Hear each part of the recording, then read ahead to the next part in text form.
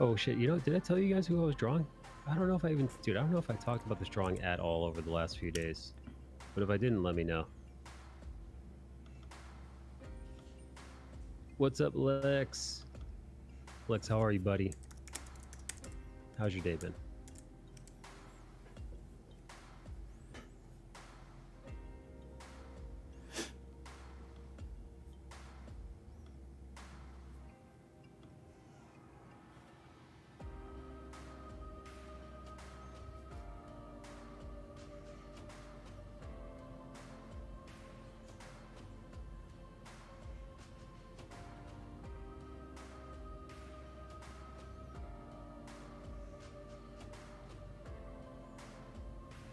Lexi Poo.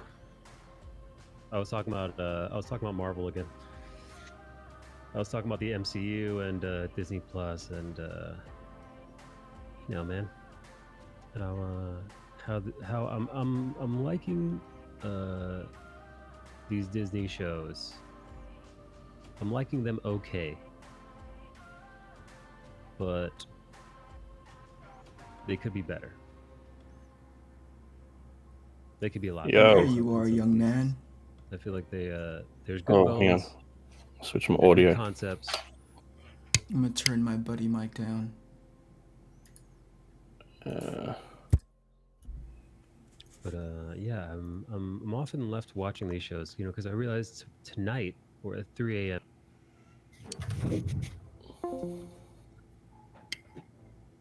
We lost him. I did that on purpose. It was going to be too confusing, you not being able to hear him while we're talking, or he's not going to be able to hear you. Oh. Right, because he's not in the same room with us. So I'm going to have to desperately apologize to him, because he was like talking, and you and I were talking, and if, let's say he's in the middle of monologuing to his stream, and you and I are talking about something, then it's going to be like incredibly difficult and obnoxious to like talk over him and tell him to shut up, So is he streaming at the same time? At the same time, yeah. That's what we typically do, is that he's got his crowd and I've got mine, and we just chit-chat about whatever comes into our mind. We're live, by the way, I hope you know. We are not, are we? Are we really? Yeah.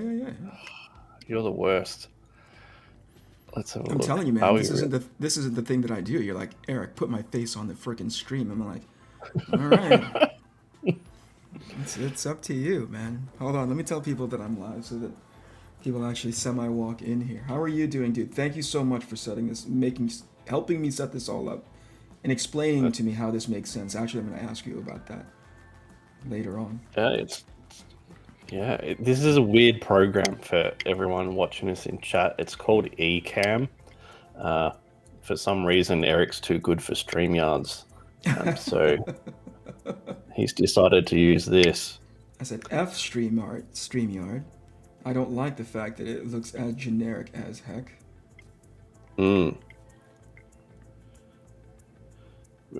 Joe's coming on a bit later after Bancroft. If you don't mind hanging out for a couple hours with me, Rob, I'd really appreciate it.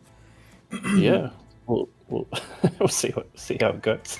Unless, of course, you get bored out of your brains, Androt says Ecamm sounds like there should be tipping involved. William C. Hey Eric. Hey chat. Hey Rob. There can be tipping involved. Are you you're not monetized, are you, Canete? No. You think I should be? Yeah. It's cool. Is it? It's funny, man. When I first started like watching YouTube, like people on YouTube, I'm like, why would people watch this? I don't get it.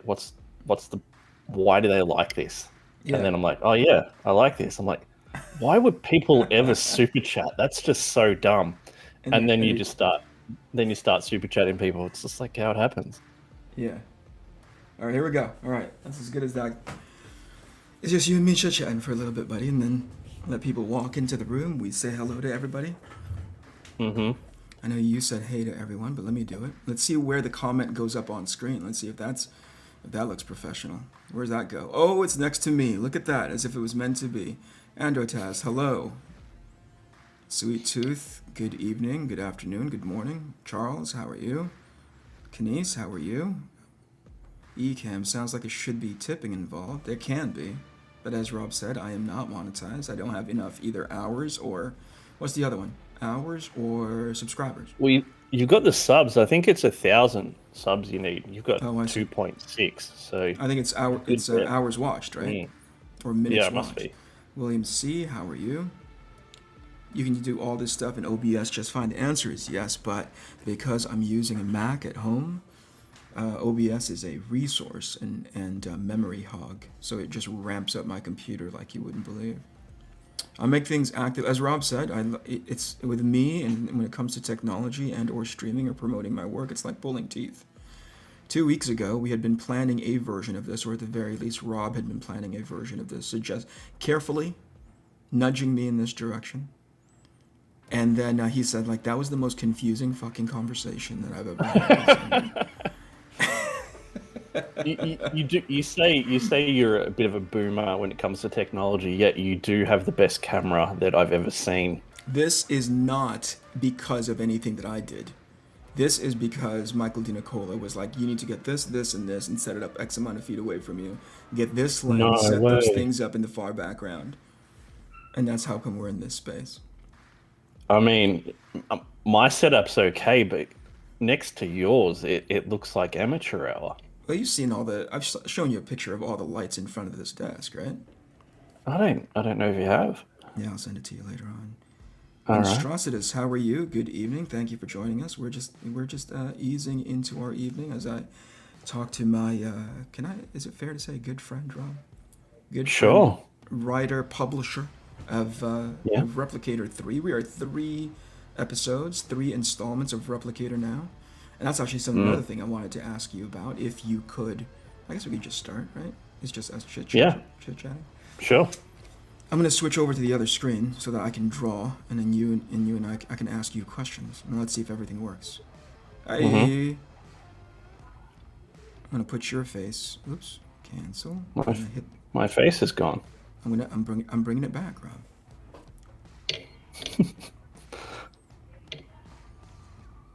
Actually, that's on purpose. I was like, get out of here. Dude, that looks sick. What does? Oh, the notes that I made over... no, the art in general. Yeah, thank you, man. Thank you. All right, here you are. We're going to bring you back. Hopefully.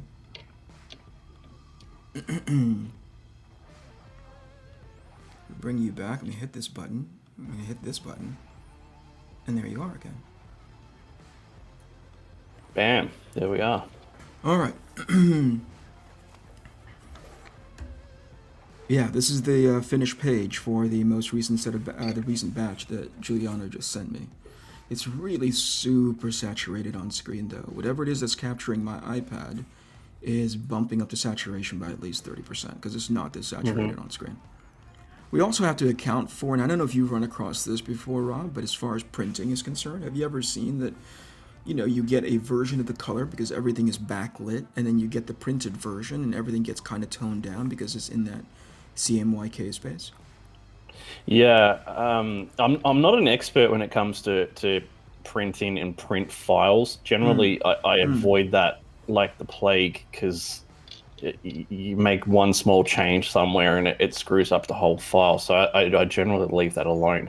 But yeah, with offset printing, what you send them is not necessarily what you're going to get printed. So do you know what you're doing there? Are you doing digital? Are you doing offset? Or I think it's definitely offset, right? Because it's the same guys who's doing Common America.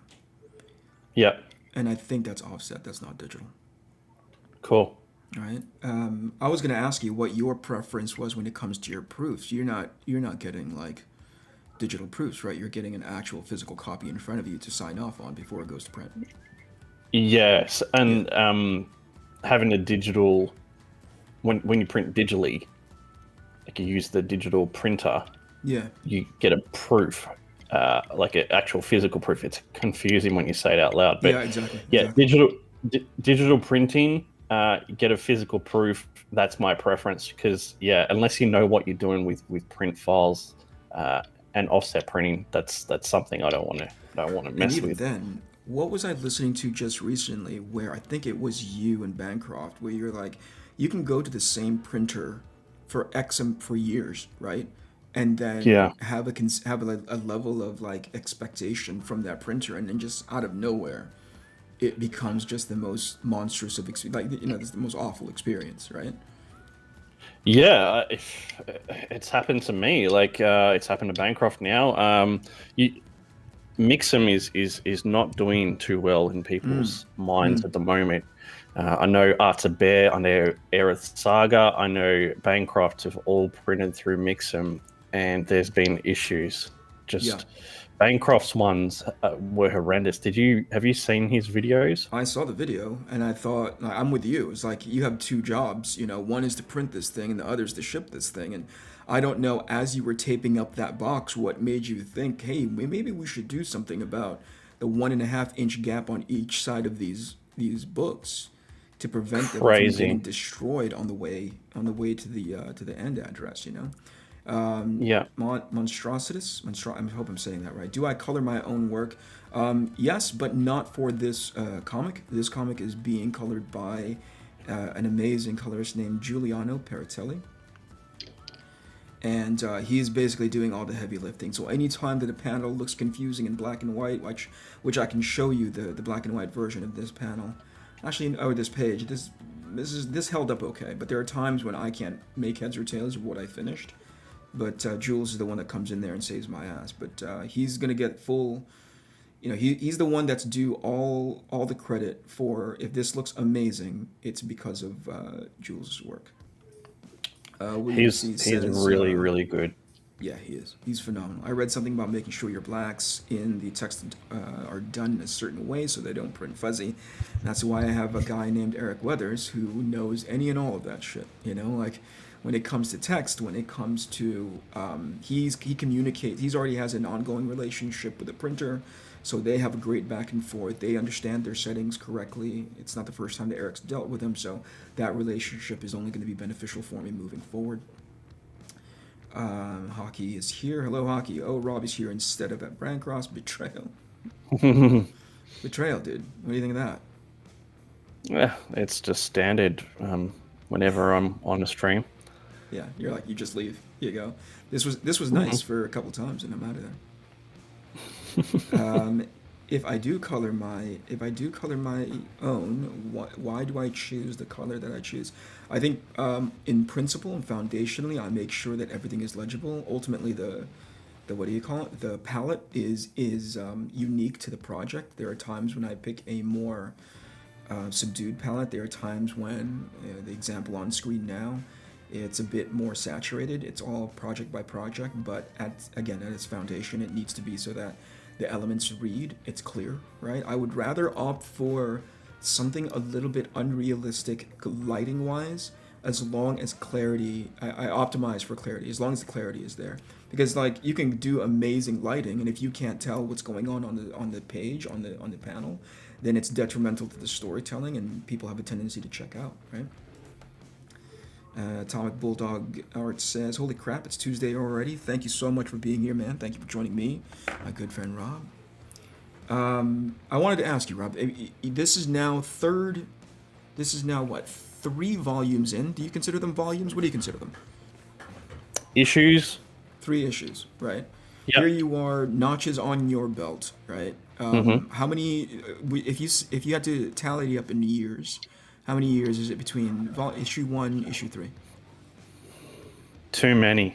And Yeah. I think that's one of the big issues that we all face. Initially, I was on Kickstarter, and I really struggled to get it funded. Like our first campaign, we had 96 backers, Eric. We just got funded, but there was no profit there. We didn't make a profit until like the 3rd campaign. And it's really hard to get stuff done when you're not making money, especially in comics. Right. Yeah. So, yeah. In terms of actual, from 1st to 3rd, 4 to 5 years. Which is crazy. How do Yeah. you? I mean, I was gonna go down one set of questions, which was originally I wanted to ask you, 3 years or 5 years later, 3 issues later, what was like a handful? Like, I'm asking primarily selfishly for myself, right? Like, I Hmm. want to know the learnings that you did in from like 5 years ago, from issue one, like some of the things where you're like, I will never do that again, or if I had an opportunity, I'd do that 3 times as much, you know? Oh God, that's such a tough one. There's a few things I've learned. When you have a relationship with an artist and it starts turning bad, it's never going to get better. It only ever gets worse. Um, and that's not just my knowledge. Like that comes from other people that I've come up with at the same time who had problems with their artist, and they start missing deadlines, start not communicating, and you think, oh, it's right. We'll keep going. It'll be all right. And it never does. It Yeah, never does. yeah. The second thing would be But what's the don't remedy to get, that, though, Rob? Sorry to interrupt you, but what's the remedy? Is it just like, do you want? Is it a situation where you should just cut bait and be like, we need to move forward with somebody else because, like you said, this is irreparable at this point, right? yeah, that's a really hard question to answer because I think it depends on the situation and what you're doing. Like if you're 3/4 away through a book, maybe you just have to wait it out till that book's finished. But if you're 5 pages in and it's like pulling teeth already, I would take the loss, Yeah, because yeah. doing that for another 25, 27 pages is going to be horrendous. And you're saying that Uh, now, right? What you're saying is you had experience with this in issue one, issue two, somewhere where you're like, I should have yeah. done that a whole lot sooner. Okay. Yeah. When I was a big believer of, like, you got to keep the same artist on each new issue to have that continuity there. But at the end of the day, mate, it's not worth it. Like Yeah. if you're not enjoying making comics, if it feels Right. like you're pulling teeth, Right. I'd rather have a different artist on every issue if it makes it more enjoyable for me. And Sure. I don't think the backers care all that much. As long as That's the interesting. quality improves or stays the same, then I think it's okay. They don't. They. What you're. Wait. It's not as dependent on that art continuity. Hmm. Huh. That's interesting. It's different. It's different in like your case or Ethan's case, right? Because they're backing the book because of you guys. They want to see Yeah. your art. Yeah. But when it's someone smaller like me, I'm just telling a story, and if I have to change the artist to get that story out, then that's something I'm going to do. Sure. Sure. Okay, that makes a lot of sense. That makes a lot of Yeah. sense. All right, so that's one. What's another one where you're like, that was a negative one. What's the one where if you were like, I learned that's amazing. The outcome of that has been positive, and if I could do that again, if I'd known that ahead of time, or whatever. I spent a lot of time focusing on my mailing list, and I think that is important to do. But had I had known, and it seems so silly to say, had I had known how powerful YouTube was for a comic creator, I would have focused all my effort there. Yeah. Really, YouTube has Yeah. been an integral, if not critical, tool for just for a an independent comic book creator. Yeah, because I mean, you make relationships. All the people that come, they tune in every week. They're like your friends. They're invested in your success. It's really hard to form those kind of relationships, Yeah, over an email list. it's interesting to me, and I think here's one of the things that I'd recognize when you guys are streaming. Number one, you guys are incredible. By you guys, I mean Bancroft and Hmm. the Bartons, right? You specifically, you guys are incredibly comfortable in front of the camera, right? And here's something that I learned back when I was streaming during my Twitch days, when I would tell people at conventions, some of the artists over in Artist Alley, Hey, you've really got to try the streaming stuff. It really does build a community. It builds awareness for your work independent of the stuff that you're already doing for mainstream. Because at the end of the day, if those doors ever shut, right, you want your brand to exist without having to have, the company logo on top of you. You need to be that versatile. You need to be that liquid.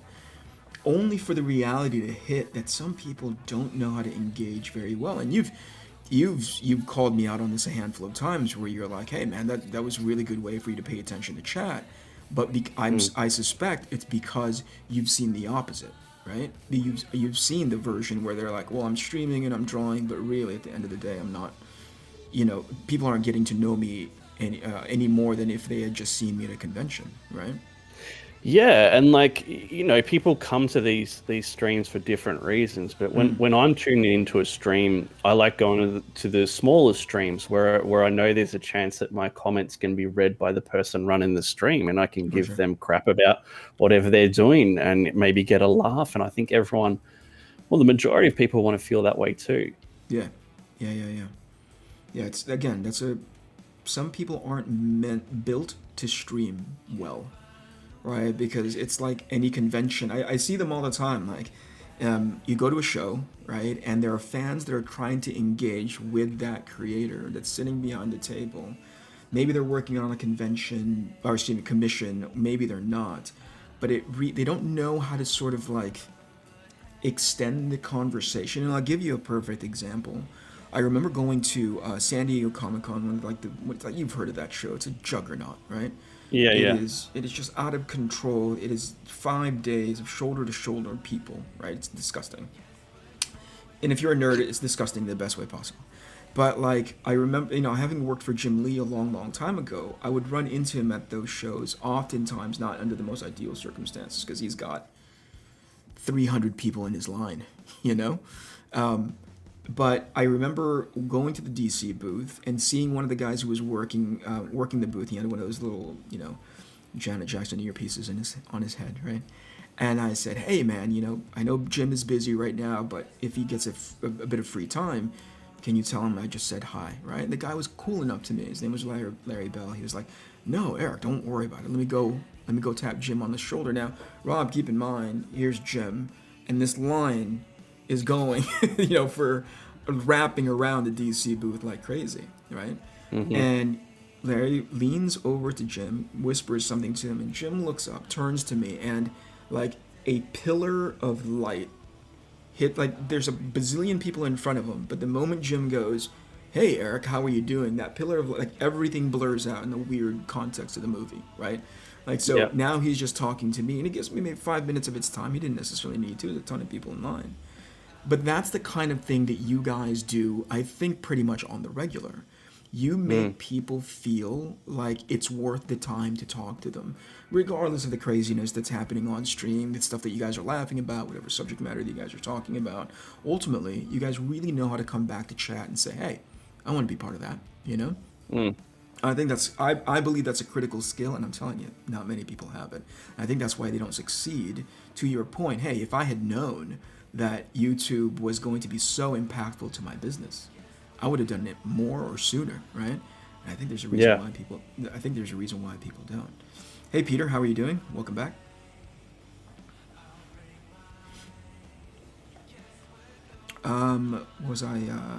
Those two things that you mentioned are more what do you call it? Like business, not really business, but certainly all the behind the scenes related, right? That's like nuts and bolts stuff, yeah? How about on the writing end? Right? It's 3 books, collectively potentially about 70 plus pages now, right? What are you running into? 96, I think. Oh, there you go. No, 88, yeah. Yeah. What are you running into now where you're like, I didn't know, did you always know how to write 4 comics and then sort of built on that, or did you go like, this is a completely brand new thing for me, background-wise, right? Or, craft-wise? Oh, yeah, it was a completely new thing for me, and I kind of just did it. Like, I had a story that I wanted to tell. Yeah. And I've read comics, I've read manga, I've watched movies. I know the concept of how to tell the story. And like I know people, they want to learn everything about how to do something to do it the best possible way that they can. But Yeah. sometimes when they do that, they don't actually end up doing anything. Mm. So I just wanted to get into it. So I just started. I started it out as a novel, and then I just broke it down into comic book form. And I keep it really simple. I rely on my artist's ability to convey what I'm trying to convey.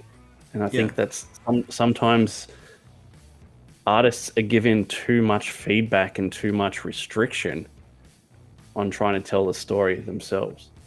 So is your collaborative process different then than it is now, or has it always been like, you've seen different versions of comic book scripts, right? One is like the way I do shit, where it looks like literally like this, where it's just like bullet points, right? And then there's some when it's like extensive, really prescriptive, right? Where do you fall in that? Oh, I hate that. Yeah. I'm much more on the bullet point type of thing. I'll generally write a page with 5 panels, and then that way the artist can add or remove panels if need be, and I can still maintain the flow of the story. Yeah. But apart from that, like, I hate the descriptive stuff. Yeah. Like, just keep it simple, man. Let the artist do what they're. I'm sure your artists like freaking love that idea, man. I hope so. I mean, what do you prefer? Like when you get a script? It all depends on how much. If I have a working relationship with a writer already and we understand where our strengths are, right? Then I feel more comfortable. It's if things are a little bit looser, right? I'm really critical about when I'm working on a script that's on a story that I didn't help develop. I'm critical about things that make sense because they naturally or organically move in that space, right? I don't like things happening out of convenience. And I think a lot of the scripts that I worked on, well, not a lot, but a handful of scripts that were super frustrating to me, is that space of just like, oh, this needs to happen because we need to get them into this fight, or whatever it is, Yeah. So those are the kinds of things where I go, I wish they would be more deliberate about how they write those scenes, because if it's left sort of like outline style, I get really frustrated. Because I'm like, oh, you expect me to find the connected tissue between these 4 scenes, and you kind of did it. You just kind of said this needs to happen, this needs to happen, this needs to happen. And when you're on a mainstream book and a tight deadline, it's that's counterproductive, right? Yeah, I know. Kenneth Rocafort was working, I think it was on Velocity, and there was a double page spread, probably one of the best double page spreads I've ever seen. Yeah. But the description of that page was craziness. It was like I don't know if you've seen the page, but it was broken down into like small boxes, and then there was like an action scene over the top of the boxes. But instead of the writer kind of just doing rough layouts, which would have sorted it out in like 2 minutes. Yeah. It went into in-depth, like half a page description of getting that page out. I'm like, that's crazy. Yeah. I wonder what that is. Did they not know that Kenneth was drawing it? Did they not trust them to be able to execute the ideas on that double page spread? That's a weird relationship to be in, especially in a collaborative space. But sometimes, man, I've worked with writers that are just a dream, where it's easy to understand because they set up the themes at the very beginning, and there's some that are just like meandering, and that's when I think that's what makes me fall out of love working for a mainstream company, is because I don't think that they have I don't think they're on occasions that I can count on, maybe on one hand. I'm like, I don't think you understand what this character's about. It's kind of heartbreaking, Can you what Jaro's with your saying, experience? This is like if Da Vinci had a conversation with a caveman. They're very complimentary to you today, Rob. They're comparing you to Da Vinci. Yeah, somehow I don't think that is right, but yes. I think Rob has dialogue, but will change it if the scene requires it. Is that part of your process? I'm not huge on dialogue. I want the art to tell the story, and I want the dialogue to reinforce that. I don't like. I look at pages like where it's a splash page, and then there's like about a single splash page, and then there's about 150 words on that page, and it breaks my heart. I'm just like, yeah. Why bother having a comic book? You know, just go write the thing. Yeah, just give me a novel. It's like, you know, that's the thing. One of the things I like most about comics is they're beautiful to look at. It's an art form. I don't want to there's a story there, but I want to see the story. Yeah. Don't tell me what it is in great detail in the words. Yeah, 100%. 100%. William C. says, I saw that. It was a very specific concept. I think Rocafort said he liked it because it was a unique idea, but it was crazy spelled out. I did not see it, but people seem to verify what you're talking about, man. It's crazy. Yeah, what was the question that was? Oh, yeah, so to that end, I showed Joe a version of the script for ATHENA 1, right? And I said, hey, I trust you completely, but he's not the guy that's just gonna like randomly change stuff on the script. He says like, I'll change this, this, and this. What do you think? I'm like, yeah, go ahead. And oftentimes the thing that he catches me the most about is I get a little bit too wordy.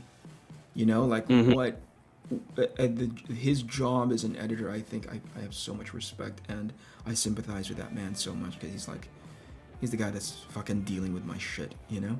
He has to find a way to take all the broken pieces on the ground, but like, I think Eric meant it to look like this and put it together, right? And so he's done a fine job just sort of paring everything down so that the dialogue is still there, the characterization is still there, which to me is really super important. I don't know how you feel about that.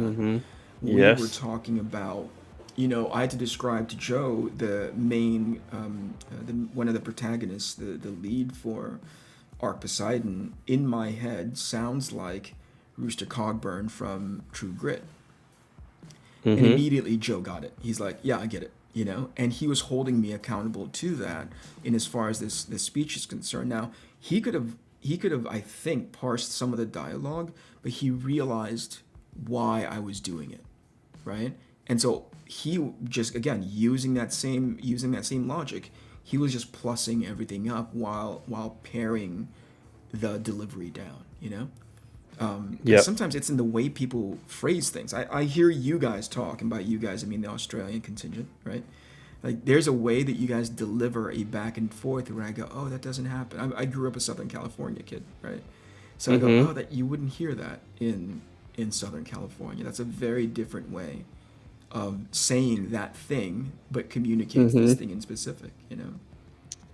We are a unique breed, the Australians. We're very very blunt.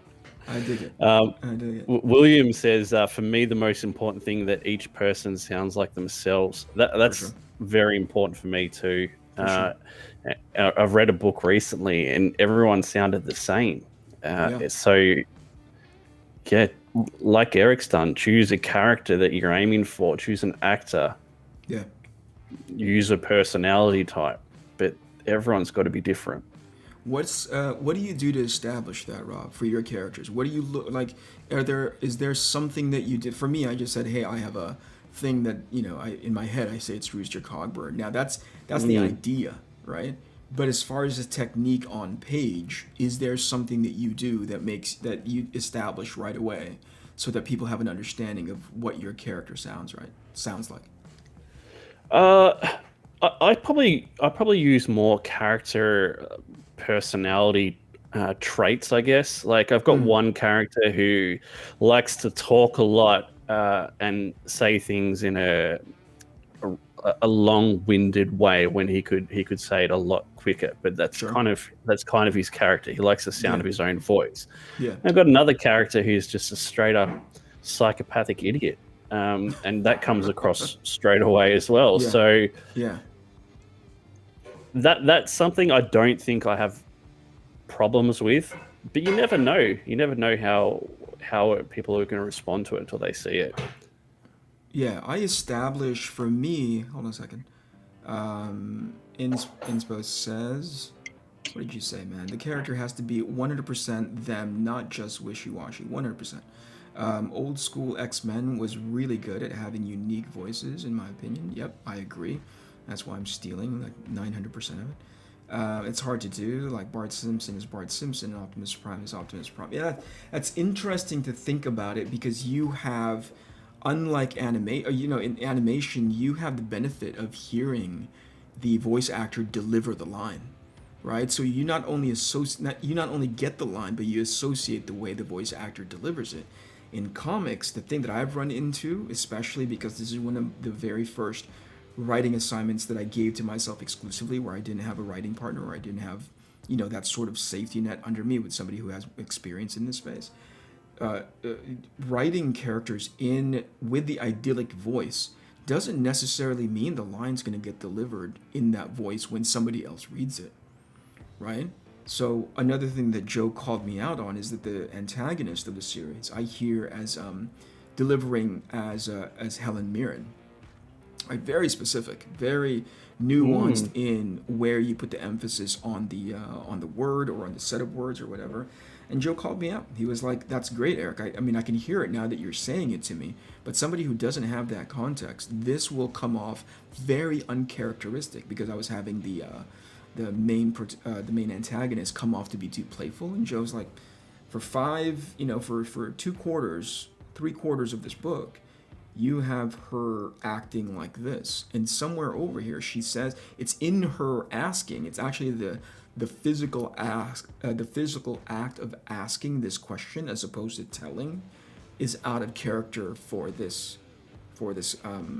antagonist. And I said, in my head it's a playful sort of like, this isn't an ask, this is a command. And I said, Helen Mirren. He's like, amazing, I can hear it. It's not going to read that way when somebody reads that line, right? To your point, to the point I was trying to get at earlier with you, and as far as like establishing these characters, and this is because I'm not very experienced in that space, do you set up a scene in which those characters exhibit those traits right away, or do you build into them? You know what I'm getting at? Yeah. No, not necessarily. I think it's just consistency. Like having them being consistent whenever they're on the page is important. I don't think you need to have a specific moment or scene that shows them to be that straight away. But that's a really good question, actually. Yeah. For me, whenever I'm running, because like so consistency obviously very, very important.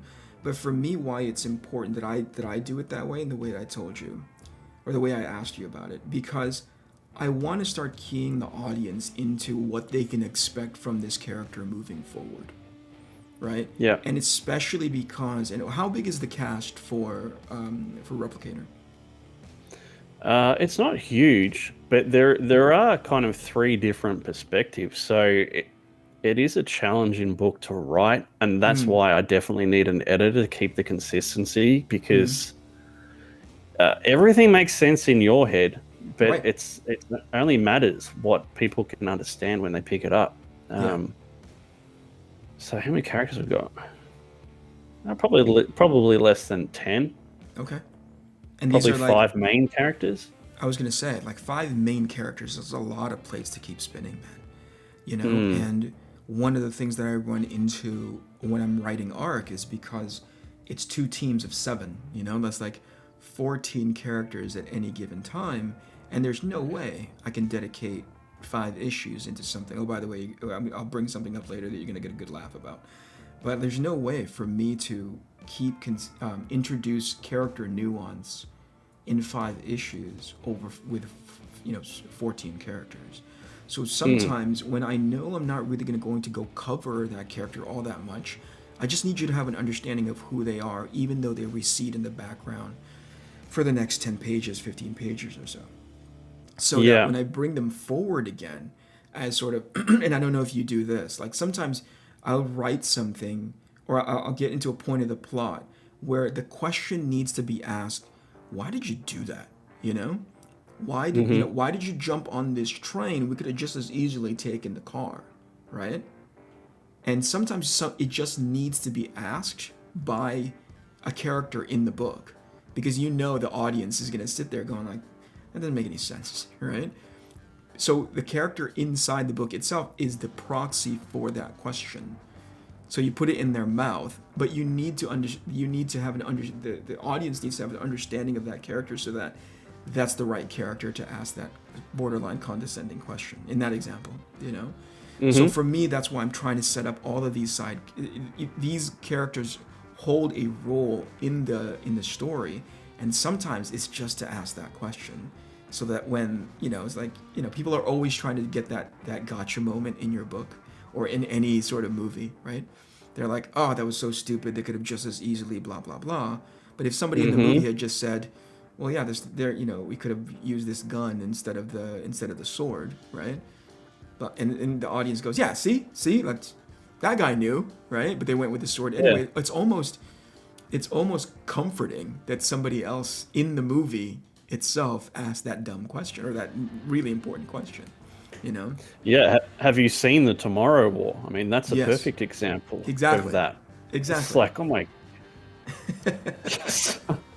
There's scenes in that movie where it's like super head scratchy, but because somebody in the movie was like, why didn't we just do this instead? You're like, okay, at least they're aware of it, it wasn't some unplanned thing, Yeah, that was a tough one, that one. That movie. Yeah, it's 3 issues, 5 years. That's gotta be that is a lot of time dedicated to a book that I would think had its challenges as you went along, right? A lot of growth challenges as you went along. Yeah, so many. Like, we always say this, making comics isn't easy. Like I said before, I wanted to have continuity with the artist, and I hired him for issue 2. And we got 5 pages in, and it was not working. I couldn't keep doing it. And I let him go. And that was $500 down the drain at the time. So gone. Hired a new artist and moved on from there. And then every time there's every issue there is problems with something. It's very hard. I am envious of you that you can do it all yourself. At least the art. Yeah, the art part is, I think, one of the things that I'd come to, like, whenever I end up speaking with people who are in that crowdfunding space, it is, your situation is not unique. Their frustration primarily comes from, number 1, sustainability, number 2, consistency. Right? Because when it comes to artists and these fucking guys, like, they always get distracted by something. Something will come down the pipe where they've already kind of said yes and agreed to this assignment, and then something shiny will pop up over here, and they're like, oh, this is so much, and not having enough professionalism to be like, that's great, but I need to go finish this thing that I started off first. I'm just as guilty as anybody, right? But I know that's a lot of creators, a lot of writers who have to source out to a freelancer. I think that's the one. If there's any one thing that I can find as a commonality, it's that, where it's like, man, it must be so difficult. It must be difficult to maintain any sort of momentum, much less excitement, when you have to always worry whether or not that person is going to turn around and deliver those pages for you in a timely manner. Because not only do you have an expectation, most importantly, your backers have an expectation. They're waiting, Yeah, and yeah, I think everyone that's not doing their own, like drawing their own book, is going to run into this. Whether it's pencils, inks, colors, Yeah. it's going to happen. And like I said, man, just cut your losses, move on, because comics are hard, and you don't Yeah. want to. You want to enjoy it. You want to enjoy the ride. Right. Right. I think what's weird is that in as much as we get into that really frustrating space, sometimes I step back and I go like, this is fucking comics, right? Like this is supposed to be a fun job in which we get to draw super cool characters beating each other up or doing super cool things. Why is this almost like pulling teeth, and some people don't have an appreciation for that? Like if they just took a moment to sit there and go, I can be doing a really crappy job elsewhere that's backbreaking, that's dangerous to my overall health, where I can draw this cool thing. I think I'd opt to draw this cool thing instead, you know? Let me Yeah, catch and up don't with get you. me wrong. Like this Hey, is the only Charles, thing I thank you so really much. like doing. Yeah, yeah. Claremont did that a lot. Great writer, but dialogue heavy. I think because similar to Rob, Claremont was trying to be as complimentary to the art. So, but unlike Rob, he didn't drop out dialogue, or he didn't drop out caption, right? He would see the art and then go, ooh, I know how to really make that sing by putting this extra caption or this extra thought bubble into their heads, to give it more character. There's bonuses and minuses to that kind of writing. It's for some people. Like, I don't see. Do you have thought bubbles in your comics, Rob, at all?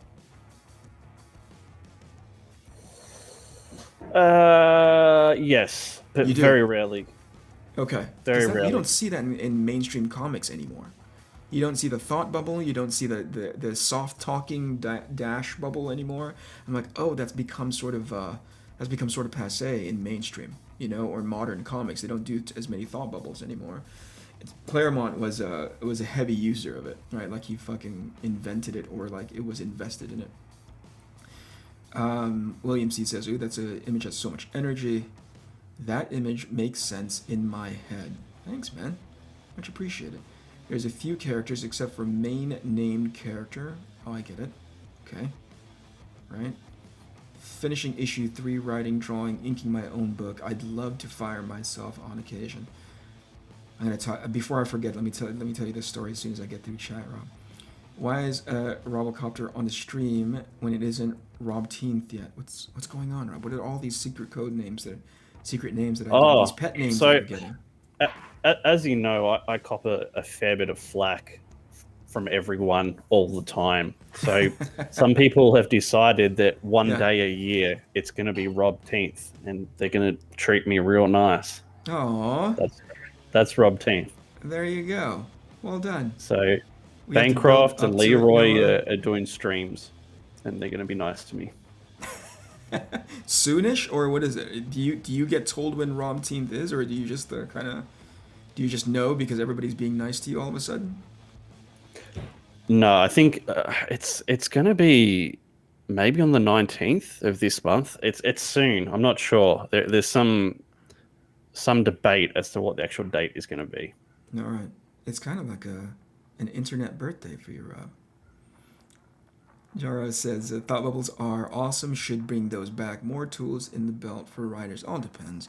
I've seen it used heavy-handedly. It's like in proxy of actual good storytelling, they use the thought balloons because it gives you this omnipotent insight into character thinking. When it's done improperly, it's just to help explain the plot. When it's done correctly, it helps to understand the character's reaction or action towards a particular choice. I think I favor it's good to know how this person thinks about those things, because sometimes as an audience you don't quite understand, and you try to read between the lines why they chose this one particular choice versus another one. Thought bubbles help to solidify that, make that a little bit more clear.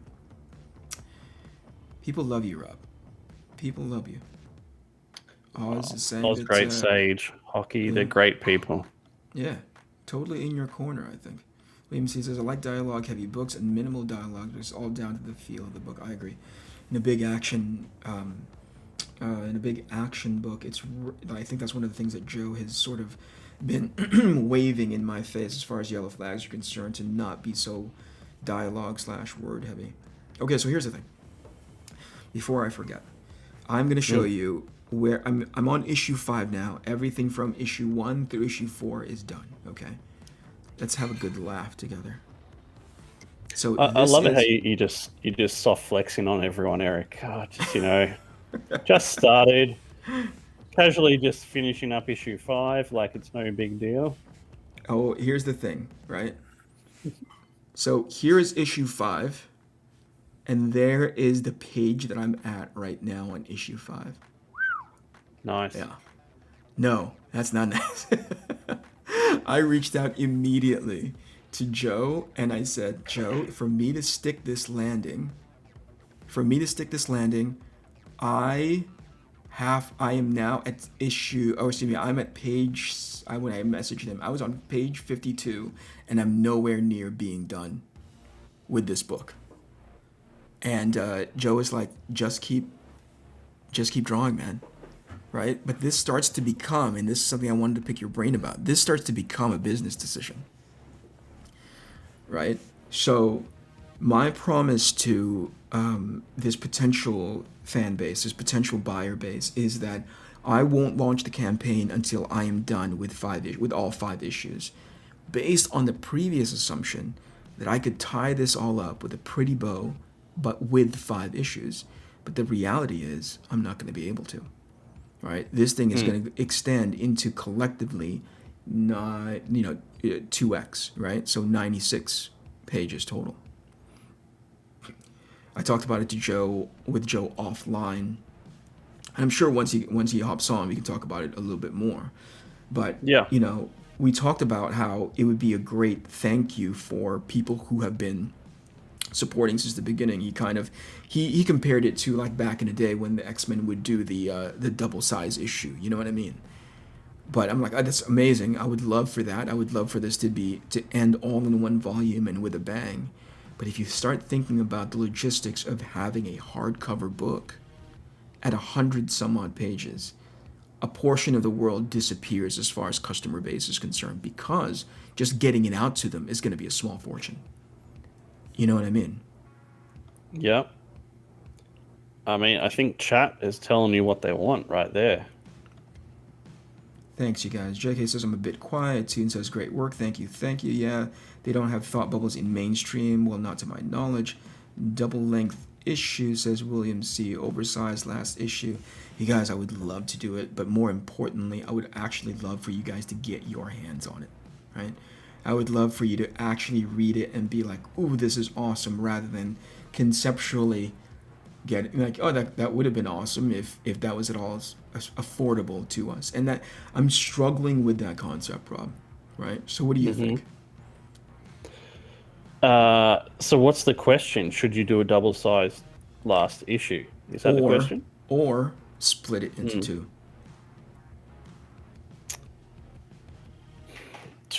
I don't know. That's a tough one. I mean, if you split it into 2, they're going to pay twice as much for shipping it anyway, because they're going to have to pay it twice. So, that's a good way of thinking about that. Eric wants you to split it. What about you guys? What about chat? What do you guys want? Let him know. This is more covers. That's a good That's a good point too. You get another Eric Canete cover. Keep in mind, and Joe asked a very relevant question. It was like, is there a natural end somewhere in the middle there? And I said, yeah, absolutely. There's a way where we can tie it up in issue 5, leave it on a cliffhanger, pick right back up in issue 6, and and take it home. There's a way to do it. I reckon this is a question for Joe, because he knows what you're doing. He knows where it's going to end.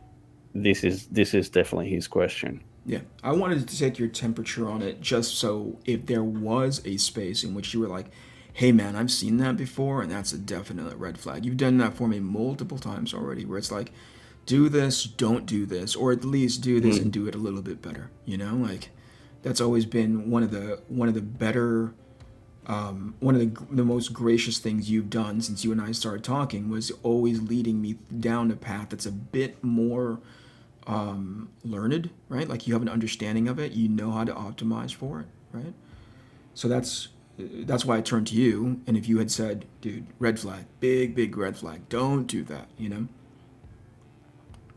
I think you could go either way, and I think it'd be fine. I think people are gonna back you regardless. You know, as long as the book's good and it looks incredible so far, I don't think it's gonna matter too much what you decide to do with it at the end of the day. Yeah, obviously I want to give everybody the best bang for their buck. And I feel like just gut, right? Gut says like a big fifth issue is such a nice thank you to everybody, you know? Yeah. Such a nice thank you for like sticking around and seeing this all the way to the end. And there's the other part that's like, yeah, but I want them to see it, you know? Like it's a huge, I can't remember, was it Malin who was being asked? I think it was, yeah. John was talking to Clayton a week back, and Clayton goes, if I've learned anything, it's to get the entire thing done before I start the campaign. And John didn't dismiss that. He added to it. He said, you have to you're taking on a certain amount of risk with that concept, because you're effectively going to be working for free, you know, if you're doing it in the traditional sense of like, that's what the crowd fund is for, is to raise enough money so that you're not working for free. So you have to assume that something is going to do well for itself, right? In order for it to make its money back and obviously become sustainable. And I gave that a lot of thought. Right? I thought like, that's not inaccurate, right? It's a matter of defining what the success criteria looks like for you, right? And yeah, absolutely. Making something pay for itself, if not start making profit. I'm rowing that boat with you, man. Like I'd want that for myself. I'd want to be able to do this exclusively moving forward. But for the time being, and I can't remember if that, I did have this conversation with Joe. The success criteria for me and this project is to establish that reputation of being able to write, draw, publish, and deliver to a customer base consistently, and with something that makes them go like, fuck, we want that again, you know? Well, your situation's unique because no one I can think of, and if they have, hardly anyone has done it the way you're going to do it. So, I mean, I think you're ahead of most people. Yeah. Like you're on issue 5 already of a book that hasn't even launched issue 1 yet. So, has Jules finished the colors on 1? He's finishing it on the 18th of this month. Last brushstroke is this month. Weathers gets it. He has 3 days to color. To letter. Obviously, there's going to be instances there when Joe and I are looking through it just as a polished pass. If we missed anything on our end, if there's anything that we can move a bubble left or right, just anything like that. And then afterwards, because Eric is so uniquely tied to the book, he's going to be the one that's going to be getting it ready for pre-press. So he's invested in it in that space too, you know. So I want to give it to the guys who know what they're doing, rather than, and as few people as possible. You know what I mean, Rob? Like the less hands that it exchanges, the better and the more intimate understanding they have of the product that they're dealing with, right? So in Eric's case, because he's so damn prolific and so damn sort of like good at his job, I'd rather be like, as soon as we sign off on the bubbles and all the letters, right, or the dialogue, take it home and make it pre-press ready, you know? So, so to answer your question, things are moving right along, and Jules is going to be done. We're going to be able to, I want to be able to pass the PDF file to you and just be like, okay, tell me this doesn't make sense. You know, like tell me just first blush what your experience is. Does it make sense to you? And where can I sharpen this up? you know, because we actually will build in time so that we can accommodate some things, you know. Where am I, Ken? Let me catch up. If you have a natural break, Hockey says, as much as I would prefer not buying an extra book, make it 2 books. Jeez, man. You guys are split down the middle here, Rob. Eric, great name, first of all, but we don't need anything special. We enjoy the content on decent paper quality. Hardcovers and all the other stuff is just that, fluff. I think the hardcover, for me, as a choice, primarily has a lot to do with its longevity. Here's what I distinctly remember you saying this, Rob. You were like, premium pay for premium product. Yeah. Right? Like, Yeah. I want you as a buyer to hold it in your hands and have that tactile experience of like, I love holding this book, right? Over the weekend is the first time that I'd gone to a comic book store in freaking forever. What felt like a couple decades, probably not true, but it just felt like that. And I bought 2 comic books, and it doesn't really necessarily matter what I bought. It's the fact that I held it and I were like, I get what people are in. I remember what people are into. Right, I could read this stuff on my iPad, no problem. It would take up no space except on the hard drive or in the memory. But there's something about holding that book that makes it feel really good as an experience, right? That's one. Number 2, the moment I make it floppy, and this is not to diminish anybody who goes into that space, but if I have the opportunity to make it, the word isn't substantial. What am I looking for, Rob? Like, you know what I mean? Where it doesn't feel like it's disposable. Right? Because it's a hardcover, because it makes that loud thunk noise when you put it down, because it's heavy-ish, you know? I think that's why I want it to, that's why I chose that format. Premium price for a premium product. That resonates with me. And I want you to be proud of it when you're holding on to it, you know? Yeah, I mean, let's not sugarcoat it. People are paying good money for these books. Like $25 US is not cheap. Nope. For a 48-page book, you know, they're paying a lot less for the mainstream books. But it's, you know, it's about the experience. It's about the interaction. It's about the quality of the book. It's all those things mixed into one. You've had a Bogan raid by the looks of it, mate. Oh, did I? Let me go say hello to everybody. Let me not miss this one. Also, we want you to make money, so keep making books for us to buy. Thank you so much. Danger Vanessa. Oh, Rob Arnold is here. Yes, he is. He's keeping me company so the evening doesn't get boring. Robert Shepard, first-time viewer, long-time backer. Been following you, Eric, since the 90s. Thank you so much for your long-term support of my book. I really appreciate it. Crackhead, how are you? Bogan Raid coming soon. Oh, I'm nervous. Forrest Gump of CG, Rob. Is that you, friend? Forrest Gump. Of course. Yeah, I'm all the names. There's Jules right there. I was just telling him you promised me by the 18th, Jules. Don't let me down. No pressure. Oh, the Croft must have finished. We're already here. Hashtag crackpack. Thank you so much. There's the Bogan Raid, as you said, Rob. Hello, everybody. Hello. Thank you for joining us. We're just chit-chatting. About Rob's experience, how it's grown, matured. Is matured the right word, Rob? In the 5-year time from book 1 to book 3? Jeez, I don't know if matured would be the word. It's evolved, for sure. Have you gotten more comfortable? Yeah, I mean, first book was pretty much, let's make a comic book and relying as much as I can on the artist. There were massive issues getting that book done. It took nearly a year to get that book finished. Was it technical, the issues, or what was it? Was it both creative and technical? Are you at liberty to talk about it without putting somebody down? It's like trying to get pages out of the artist was the problem. So that's what took so long. Yeah. The second one, you know, I had one of the best artists going round working on that book, Arnold. He's working on Graveyard Shift and Jawbreakers now. Yeah. So it's like, dude, just this is what I want. Line it up and knock it out of the park, and he did that. Issue 3, it's a lot more going back and doing edits and redraws and recolors and that kind of thing, trying to get the quality of the book up.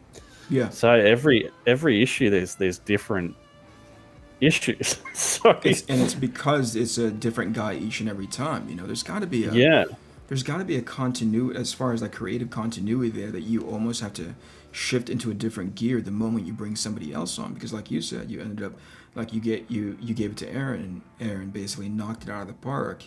Now you have to sort of rejigger your expectation for the new guy and learn about their nuances, their idiosyncrasies, right? Yeah, what their strengths and weaknesses are. Like, you know, he's good. He's great at panel layouts, but sometimes he needs advice on that. So yeah, you've got to make those changes. Yeah, yeah. Okay. Hello, Rick. How are you? He says hello to you, Rob. He says hello to everybody in chat. Is this Tom Arnold's brother? No. No? Yeah. Here comes Joe. Let's bring Joe on, shall we? Let me see if I can press the right button to make Joe pop up. I got rid of Rob again. There we go. I know which buttons. Hey, Joe. Hello, Joe. Hey, how we doing? Good. Good. Look at that. Top of the hour. That's a good reminder that we are at 9 p.m. my time. Actually, mine and Joe's time. We live on that side of the world, Rob. Thank you again for keeping me company for an hour. By the way, your campaign is still live, correct, Rob? Yeah, Can we yeah. put that information in chat, someone? Anyone? Actually, none of the mods are here. We're gonna have to do it. I want to move your name. That's bugging the heck out of me. That's not right under your head. This name is immovable, Rob. It's just stuck I awkwardly. mean, this doesn't Annoying. feel like it would be an issue on StreamYards. No, I'm not going there. I'm not going to that StreamYard thing. 0% of me is interested in going into that lame-o product. That's funny. Let's see. Let me catch up with chat really, really quick. Good evening, Jules. How is everybody? Look at all these people here. Is Oliver from Jules going to come on the 656. stream? Who's this? Is Jules going to come on the stream? I was one going day? to ask him, and the reason why I was hesitant at first is because in the first couple of times that he and I had spoken live or spoken on, where were we, Discord or something like that, he wasn't necessarily 100% comfortable with his English, but I'd love to bring him on to be able to talk about this, to be able to talk about his product, you know, to be able to talk about his contribution, because I'm telling you, this guy is doing a lot of freaking heavy lifting, you know? I streamed with Stefani Rene a couple of times, and he's from Brazil, and he wasn't very comfortable with his English, but everybody told him, once they heard him speaking, they're like, you're good, man. Yeah, Just- man. That's the just thing. get on- Just get It's on weird camera. We how- want to talk with you, yeah. Yeah. It's weird how they're, you know, in Jules' case, he's apologetic, but at no point when we were talking did I go like, oh, there's a language barrier there. You know what I mean? He's just very aware and cognizant of it, but not necessarily because it's detrimental to his ability to communicate. So, you apparently have your serious glasses on, Joe. Yeah. I didn't know they were unserious glasses. Oh, yeah. Well, on the Bancroft show, I had my green meanies.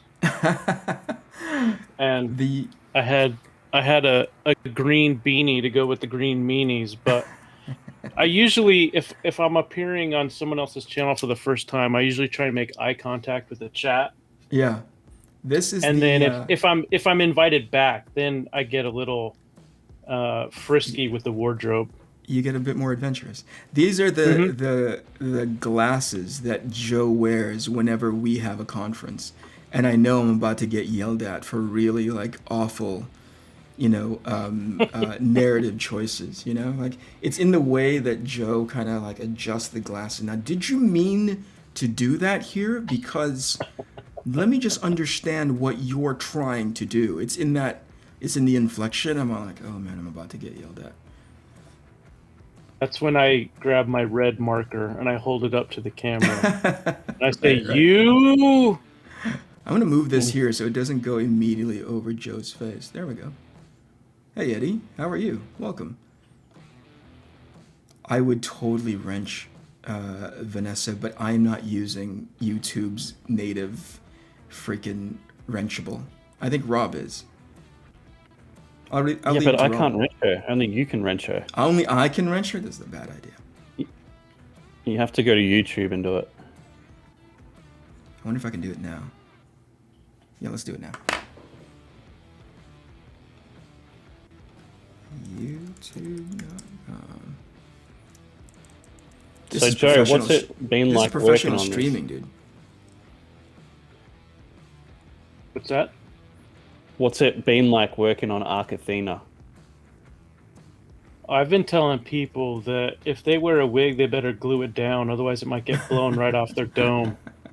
Because it's all energy all the time with this story. There are definitely some character moments in there where the pace slows down, but then it picks right back up. I mean, it really is a roller coaster of a story. I think people are going to love it. Hey, that feels good. It kind of makes And me as feel far like as- I know what I'm doing. Yeah, well, you're definitely telling the story you want to tell, and it's always a good thing as an editor to be able to work with somebody who isn't telling a story because they think that they're trying to do it for any other reason than this is the one that has to be told right Yeah. now. Because when that happens, then you know there's passion in the project. And passion often is what will help you work those late nights when you'd rather be sleeping, or to get up early when you'd rather sleep in. And it's the passion for providing that particular story to readers and knowing that you're going to put your very best into it that really helps when the going gets tough, as they say. So, I mean, this story, man, it's obvious that this is the story that Eric wants to tell, and the way that it starts off, I really like how it introduces readers to the characters, and we get a sense for what the world is like. And we have stuff that happens in the first issue that gets resolved in the first issue, but then there are plot threads that carry on into the next issue. So it's one of those where no matter where you find the story, which issue you start with, you'll be able to come in and get invested into that particular issue. But then I think people will want to continue on with it after that. Okay, I found Vanessa. I'm gonna hit this wrench if YouTube will let me. I've got crazy lag, so if I cut anyone off, apologies. There's 46 people watching now, so everyone make sure you subscribe to Eric Canete and sign up to the ATHENA mailing list. The link should be down below in the description if Eric has got his. Why is that? Why is not that wrench not showing up when I click on those three dots next to Vanessa's name? Shouldn't there be an option that says like, yeah, there it is, found it. Yeah, sometimes it takes a second for it to show up. Yeah, there it goes. It's super laggy. Okay, I'm gonna turn that off now because that's a giant pain in the butt. I had my stream on and man, it was crawling. Like really, really poorly. Okay, I'm back. Thanks for saying that, Joe. I really appreciate it. There was a lot of I'm surprised that there wasn't more instances in which you came in and said this is really clumsy, right? Like, I swear to you, there are times when I'm like, this makes it. You know, Rob just said it earlier, where it's like it makes a lot of sense in your own head. It's pretty clear, right? All the characters seem motivated, all the scene seems to be motivated, but then you have somebody else read it, and they go like, I'm completely lost in the weeds of the story that you're trying to tell. This either needs to be a lot more complicated or a lot more simple. And I was waiting for this is way too fucking complicated. You need to oversimplify this just so people can have handles to hold on to, you know? Well, I mean, you're telling a big story in the sense of you're going with a series of issues as opposed to a standalone book, but at the end of the day, you've got the structure of it set up so that it's a relatively easy to follow main plot. Sure. And then you've got some subplots in there that are not overly complicated, but they do appeal to very human elements, in my opinion. And I think readers are going to be interested to see where those subplots go, in addition to the main plot that's set up. Yeah, yeah. Actually, the big what do you call it? I wasn't too worried about the big, like your reference is like wig, blowing your wig off of your head stuff. Like that to me is just like whatever. It's great. It's fun to draw. It's the exercise for Athena was actually to capture that thing that Chris Claremont used to be able to do with X-Men, which is how do you make these people relatable people, Yeah. or at least understandable. I don't know if I did relatable. Understandable to me was the goal. And I wasn't sure whether or not you understood why they were making the choices that they were making until you took your pass and said, and I remember this was just recently where again you called me out on it. It was like, Eric, I understand the things that you're trying to do with these specific because we're talking about leadership, we're talking about accountability, we're talking about how that accountability impacts your team and how they conduct themselves, right? And you're like, Eric, I understand that, but you're not doing it enough, right? We don't have enough of this thing in here. And I'm like, yeah, absolutely. And thank God I have more pages to do that with, because all of these books need to be 48 pages at minimum, Giuliano says, I'm taking some conversation classes, so I'm getting more confidence. Dude, don't worry about it. Come and hang out with me and let's stumble through shit together, Just I think what's great is you and I will just talk exclusively art. And if whatever it is that we can't explain in words and dialogue, people will be able to see in pictures, And I'll bring up as many, like as soon as you're done with the pages, because I don't want you to be in a groove where you're like, okay, I'm going to finish this on the 18th. I'm really in a nice sort of like pace right now. And I'm all like, hey, Jules, come on the show and let me screw up your schedule. So as soon as you deliver that last page and you feel like, okay, this is, now I have a little bit of my time back, come in and we'll just chit chat about every page and ruin it for people. Ruin it right off the bat. They don't even have to buy it anymore. Derek Clay says, I have a thanks question. let me read this real quick. Derek Clay says, thanks for visiting Murph and Dirk's channel tonight. Thank you for having me. That was an interesting insight to purely from it wasn't purely from the backer's perspective, but there was a lot of thinking about what to include in a campaign, what to sort of parse down so that it's easier for a potential backer, for a potential customer to understand what they're getting themselves into, which you don't even think about because you get so excited over the stuff that can come with it.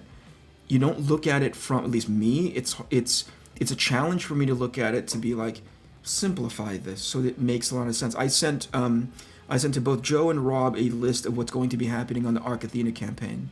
And I remember Rob taking the time to be like, you need to combine all this shit. Like he circled like combine this and it'll be so much easier. And I'm like, right. This doesn't sound as cool as I think it does in my head, but it makes it that much more concise and understandable strictly when you're scrolling up on the backer page to be like, oh, I like this tier. This is the thing I'm going to get because I get X, Y, and Z.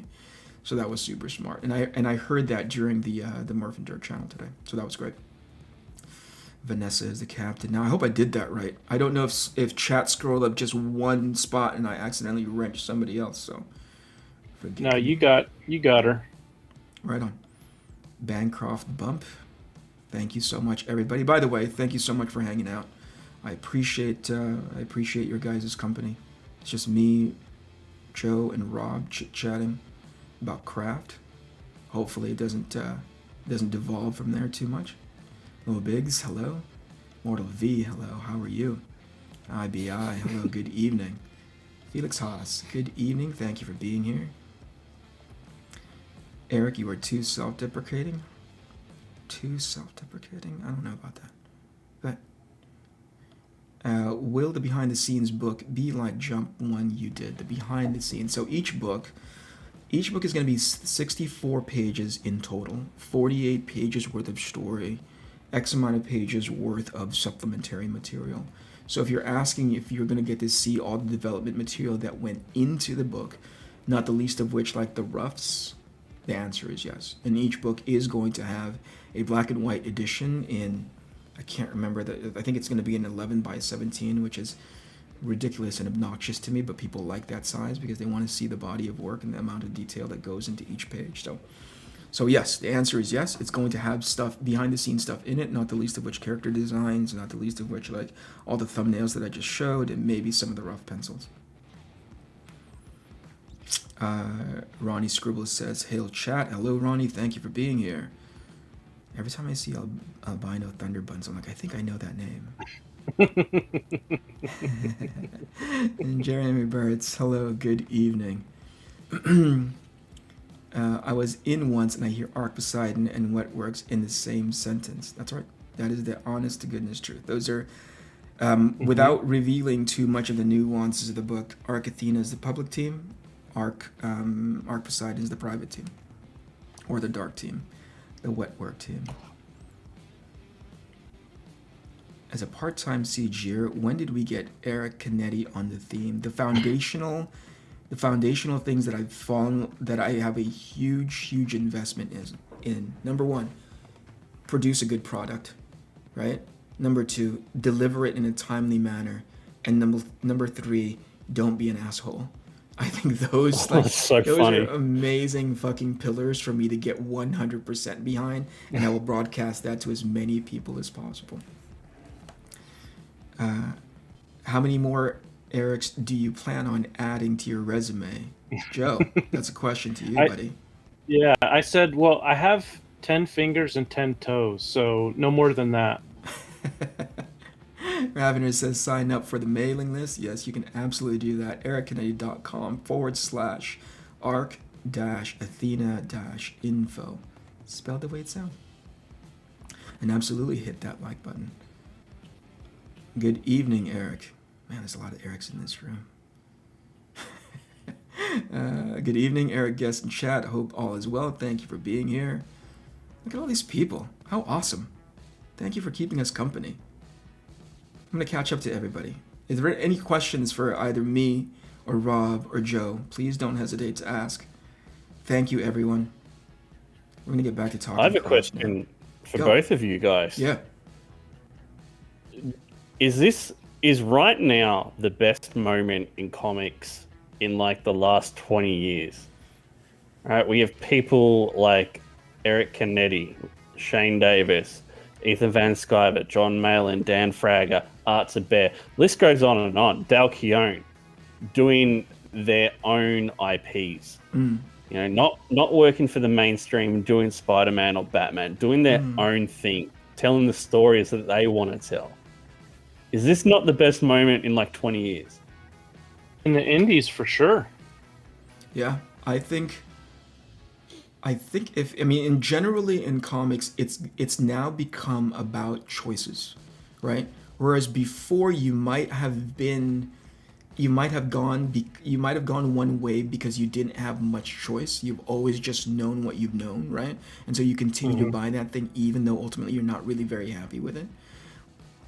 Your point, Rob, to me hits home because at one point in my comic book buying sort of mentality, I felt like I was just getting the same thing over and over again, right? I felt like I wasn't excited about it anymore, and that has a lot to do with the fact like I've seen this story. This is new to somebody, but it's not new to me, and I wasn't really excited by that kind of stuff anymore. So when I stepped away and I came back, I wasn't seeing the aspirational stuff that I really, really loved. And I don't know because, you know, to be fair, maybe the comics that I used to read are not made for me anymore. So maybe aspirational and like heroic aren't necessarily the thing that people like reading about. But I like reading. I don't think they're made for anyone anymore.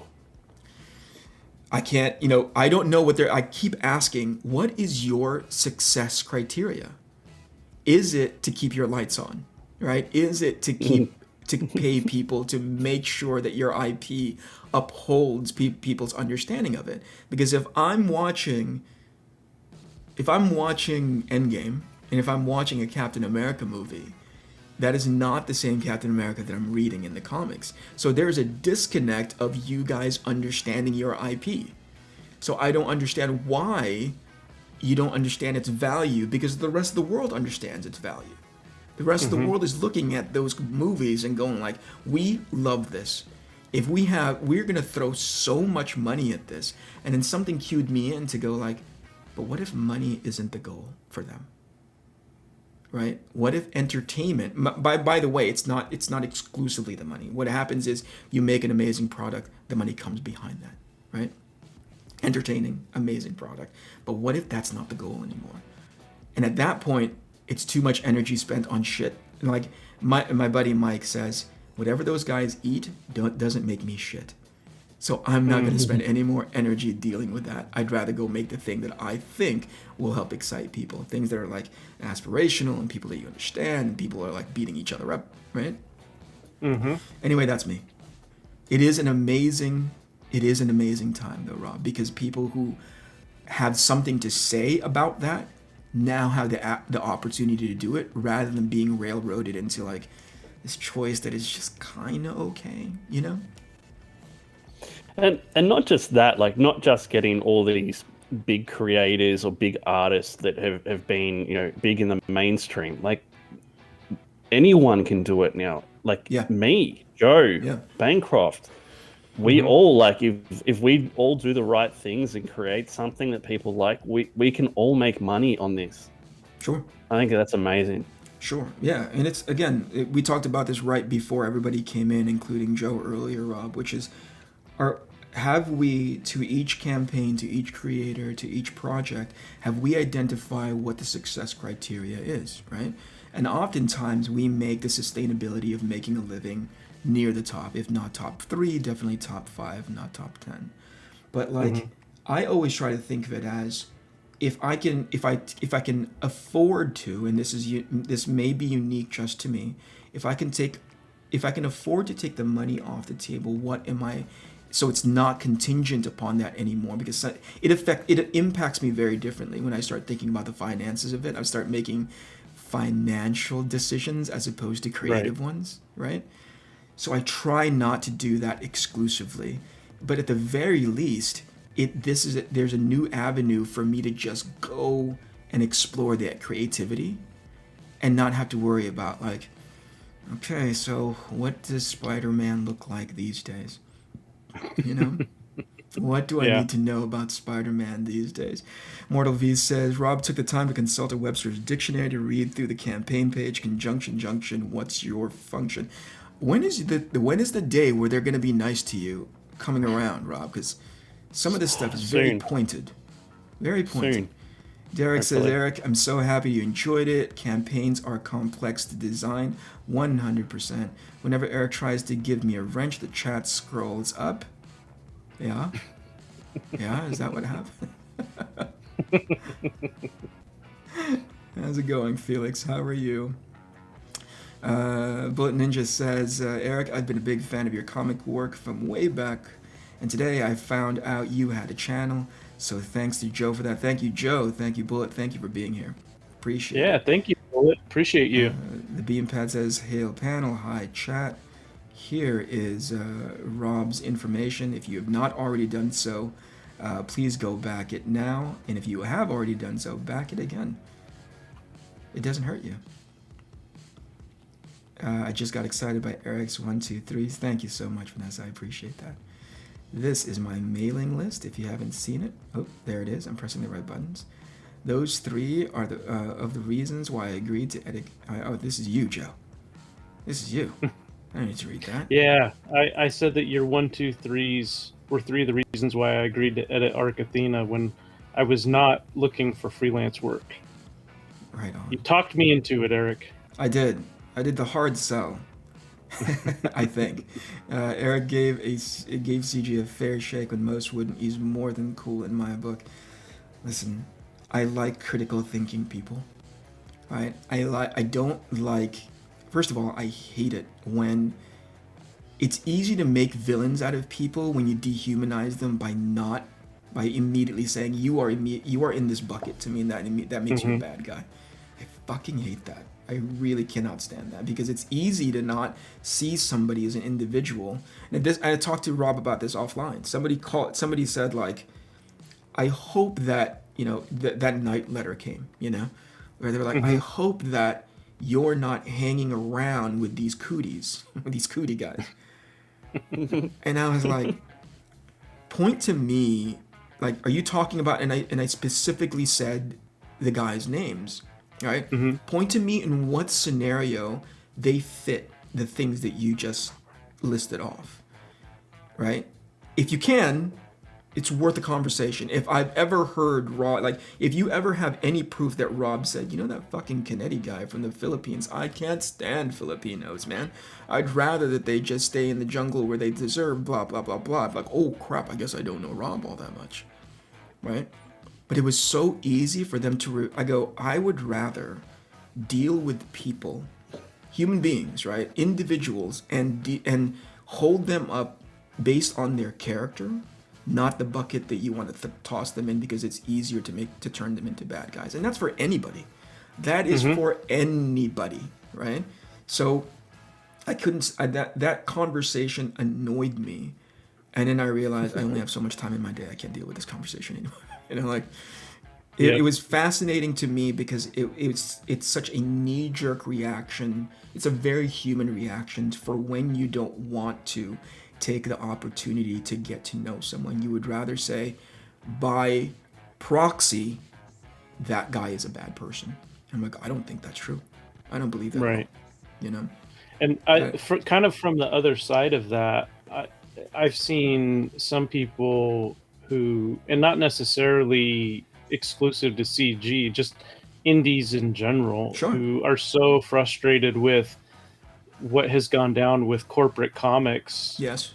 From publishing and distribution and retail, where they kind of have this, oh, we'll let it all burn type of mentality. And there are people in the mainstream that I like. Yeah.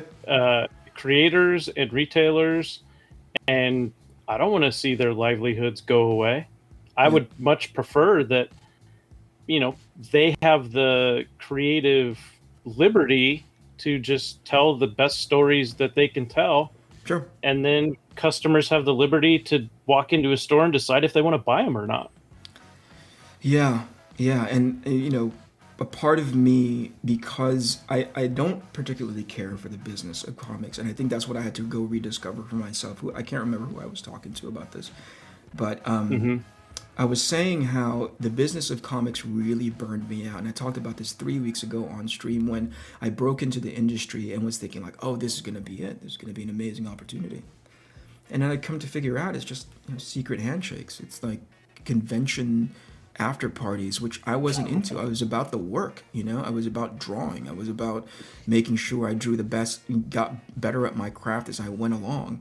And that's when, when you see the sausages being made that way, I was like, I didn't particularly care for that. So at one point, I was very invested in like, hey, this isn't the only avenue. To Rob's point, this isn't the only avenue anymore. There is other ways to do it. And then I thought I got really tired of trying to tell people that. So rather than trying to convince 20 people, I'd just rather be accountable to myself and then go find people who are on that same path to go, I want to go do something different. I want to go do something else. Right, and it just happened to be. Go ahead, Rob. Have you seen what you've started in chat, Eric? No, what did they say? What happened? I'm way behind. I need to scroll down more. Yeah, I think they're giving Rob the freedom to be his authentic self. Oh my gosh! Hey, when is Rob 10th coming? Well, it was going to be on the 19th of this month, but Bancroft may have switched the dates. I know. The soon trademark is pretty hilarious, dude. Will be nice to Rob when he makes another video saying it's not that bad. I think I've come to understand Rob's character enough that when I show him behind the scenes stuff for ATHENA and he just goes like, that's all right. And I'm like, That's awesome. You know, like that's Coming from that's, him, that's a compliment. I was yeah. gonna say that's as much sugar as I'm gonna get from Rob at any given time. So I'll take it. That's all. Mr. Michael Bancroft, great to see a couple of handsome faces in the panel. And oh, look, it's Rod. Look at, dude, what's going on? These guys, I guess that's the friendly back and forth that you've grown accustomed to, man. Oh, it gets worse from there. Does it? How have you found the reaction of comic shops to your crowdfunding campaigns? Are they putting up flyers or buying inventory? Rob, Joe, I think they're talking to you. I haven't launched I think anything. they're talking to you. I haven't launched anything. Like, there's no way they can be. Look, if the comic shops come into play, and I've been incredibly harsh with the brick and mortar places. I think it's an antiquated system. I think it prevents people. It's a preventative from people getting comics because it's the only avenue in which somebody can get comics, at least mainstream. And so historically, I've been very, very harsh on them, but I understand as a business how tough that is. So I've softened in my attitude. Rather than saying the brick and mortar model is broken, I'd rather say the comic book industry needs to go look for other places to distribute that, because it should not only be in those brick and mortar places. Mm-hmm. I'm just messing with you, Rob. I'm going to back you. Oh, look at that, dude. Lovely. Isn't that awesome?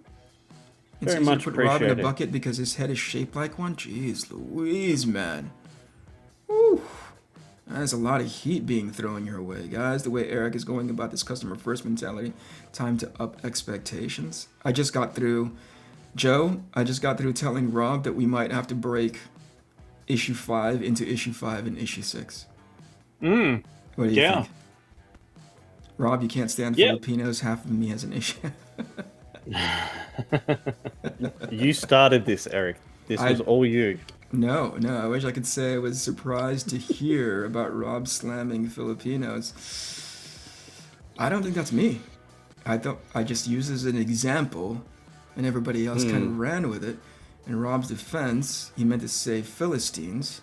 He's trying to sound intelligent. I'm glad you're here, Rob. You have my vote of confidence as far as hanging out. I really appreciate your company. I've always loved creators for what they do. I never think what races is writer or artist. I just care about cool work projects from passionate people. 100%. CG, we're not all Filipino. Filipinos are not actually that bad. Rob Arnold. Rob throwing out insults to the equivalent of Shane Davis calling Corky slow. Corky from what is that show? Life Goes On. Life Goes On. Is that what it was called? Oh my god. Oz has it right. Stop Asian hate. I'm into it. It's back on the 19th if Rob can get out of bed before 9 a.m. You hear that, Rob? You get a full day of people being nice to you if you can just get out of bed? He wants me to get up at 6:30. I'm like, a.m. Yeah, that's an early start to people being nice to you. Isn't that ideal? yeah. I mean, You don't sound that's convinced. a good way of looking at it. Yeah, it's just like the kid will be asleep, and I'll probably wake her up if I'm on a stream. So you know how it is. So you don't want it. You're saying you're okay with people not being nice. Well, I mean, we can work something out. 8 a.m., 7:30 a.m., 6:30 is a bit outrageous. Yeah. He's bargaining for niceness now. I'll leave it to you. I'm into whatever you guys are into. Definite conventions have definitely been backroom handshakes and exclusive parties to work out deals. That part of the industry is never told to artists. You find that out eventually. Not every time, but I've seen my fair share of it where I'm kind of like, that I'm not going to thrive in that environment because I don't know how to do that secret handshake. We'll be nice to Rob when he's 5 feet away from us and can break our backs for constructive comments. What does that mean, Rob? I have no idea. I'm not sure. Mortal V, please. Eric McIntyre, are you releasing all 5 issues in one campaign? No, we're doing it. The idea is to release, to launch campaign 1 in mid-September, fulfill, then launch campaign 2, fulfill, and so on and so forth until all 5, now 6 issues are out. Hey Eric, new to the channel. Your stuff looks amazing. Do you do all your art in Procreate? This one in specific, this miniseries in specific, yes, it's all digital, and my art dealer is not happy. Hello, Eric, have you Darkstar. How are talked you? about page count for issue 1? Issue 1. How do you mean? Page count wise. How many pages people can expect? Yes, issue 1 is 64 pages in total. One hardcover book. 64 pages in total, 48 pages of story, X amount of pages of supplementary material, behind the scenes stuff. And maybe Not going in demand either.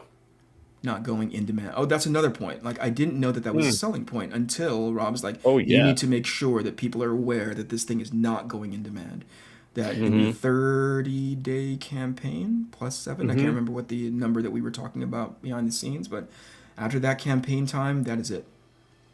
Yeah, there's a significant number of backers who will either prefer to back when a campaign is in demand or will only back when it's in demand because they like to see, X amount of progress toward fulfillment before For they sure. will back the campaign. For sure.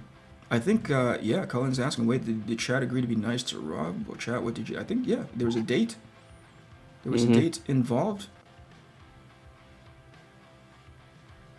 Lord Ravener says, holy smoke, that's intense. Yeah, a lot of people, Crackhead says, yeah, that's a lot of people back in demand. Make sure they know, right? We'll be clear about that for sure. And I can't remember, it was, again, it was through Rob's tutelage and coercing simultaneously to say, like, you need to tell people this is happening. I predict ATHENA is going to go gangbusters. What date are you launching? September 15th. Oh, you've locked it in now. Yep. Oh, there we go. September 15th of September. And we're going to make everybody aware of exactly what that date is. September 1st is a little bit too soon. And let me give you some context on that. Joe and I were talking about this behind the scenes earlier. So, not that issue 5 got away from me. So I'm still going to launch on September 15th as promised with five issues in the can, right? But since we're breaking up issue 5 into an issue 6, that's the one that I'm going to be working on as the campaigns are going, right? And there's going to be such a massive time crunch on my end because just between us and the X amount of people in here, my wife and I are expecting our second baby. So that's going to be taking up... Thank you, man. Thank you. So it's going to be taking up a good portion of leading into the campaign. That said, there's going to be 5 books that need to be need to be campaign fulfilled or campaign fulfilled. So that gives me time to get issue 6 done. There you go. William C makes a really good point. He says time to save up money for the 15th. Right. It's important for people to know, some people budget for this stuff, so it's important that they have as much time to know when it's dropping so they can get what they want and they've got the money there. And did you guys talk about, Eric, the chance for people to win a free 3D sculpted bust of ATHENA? Yeah, I typically wait until the end of the show, but that's a great lead in. That's a great lead in, Joe. I appreciate it. So, upon sign up, and we already sent out the first one, right? Upon sign up to the newsletter, I wish I had that bust here, but everything's in the living room getting packed.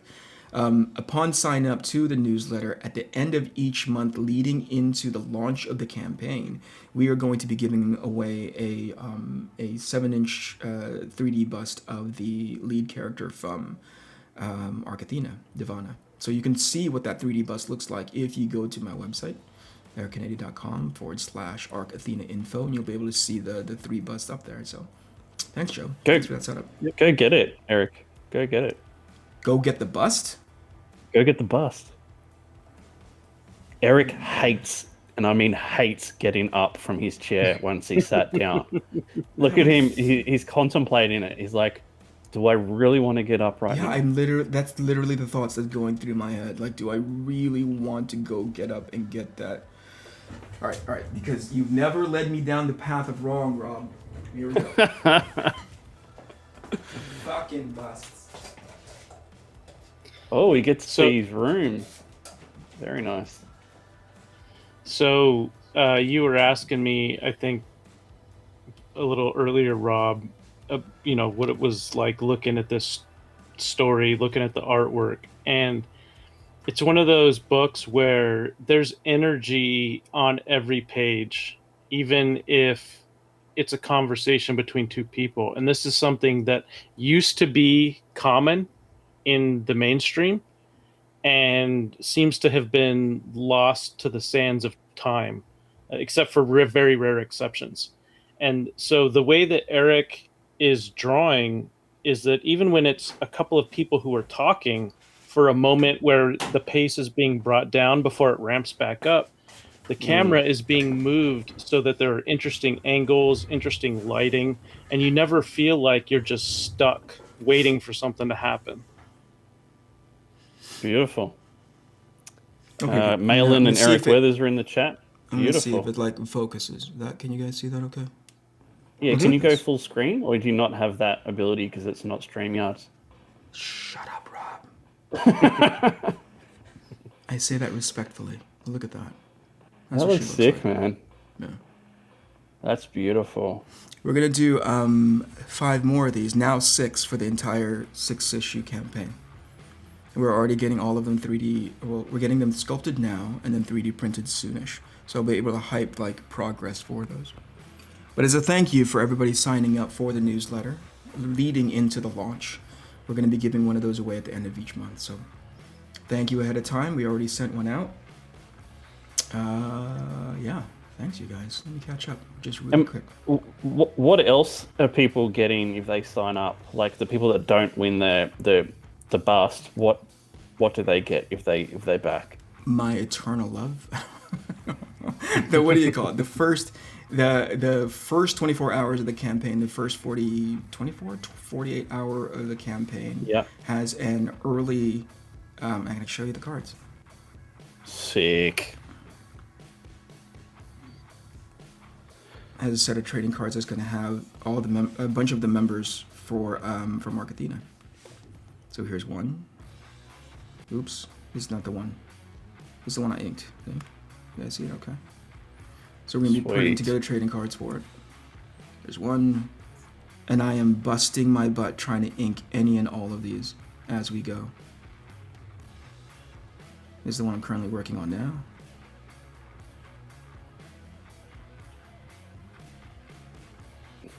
There you go. Those are previews for them. Wicked. Trading cards for you. Those are great questions, Rob. Thank you for lobbing them. I love that one. That one's sick. Yeah, that actually another thing that I want to be able to produce between now and launch. And I gotten this piece of feedback from somebody, and they said a lot of these campaigns oftentimes, not always, but oftentimes focus on the creators themselves and not immediately talk about the characters. And I was like, that has value. Like in order for you to even become what's the best way I can put this? Like, in order for you to invest into the project, yes, obviously I am a representative of the project. So is Joe, so is Jules. But if we also help to highlight some of the characters, maybe that'll also get you that much more invested and have an understanding for them. Like, oh man, I love that guy. You know, I love that character. I love that villain. I love how is this all going to turn out? And it creates that anticipation for it, right? Hello, John. How are you? Good evening. Eric is here. Thank God. I'm telling you, Eric is going to save my ass. There are times, I remember, there is a double-page spread that Joe is like, you need to redraw. You need to draw a board, like shrink that image and draw area around it, because if you give this page to, and I want to find it, if you give this page to Weathers as is, he's not going to have any place to put this damn dialogue. And I was like, oh yeah, good call. You got a question from William. From Cullen. Sorry. Stock back on the cards, or like the old Marvel impel cards with bios? The back isn't going to have enough. I won't have enough time to write any sort of information. What I can have, and it's because I'm working with a vendor that did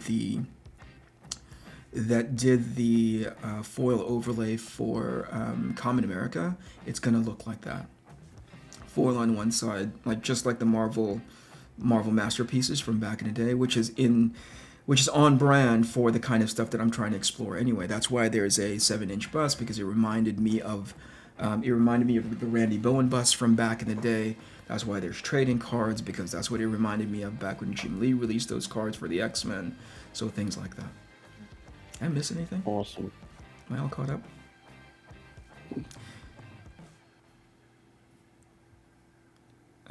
Good. All of Eric's need to meet up and fight the last one stand keeps it in. You guys win. I'll bow out of this one. I want to find that page for Criminy.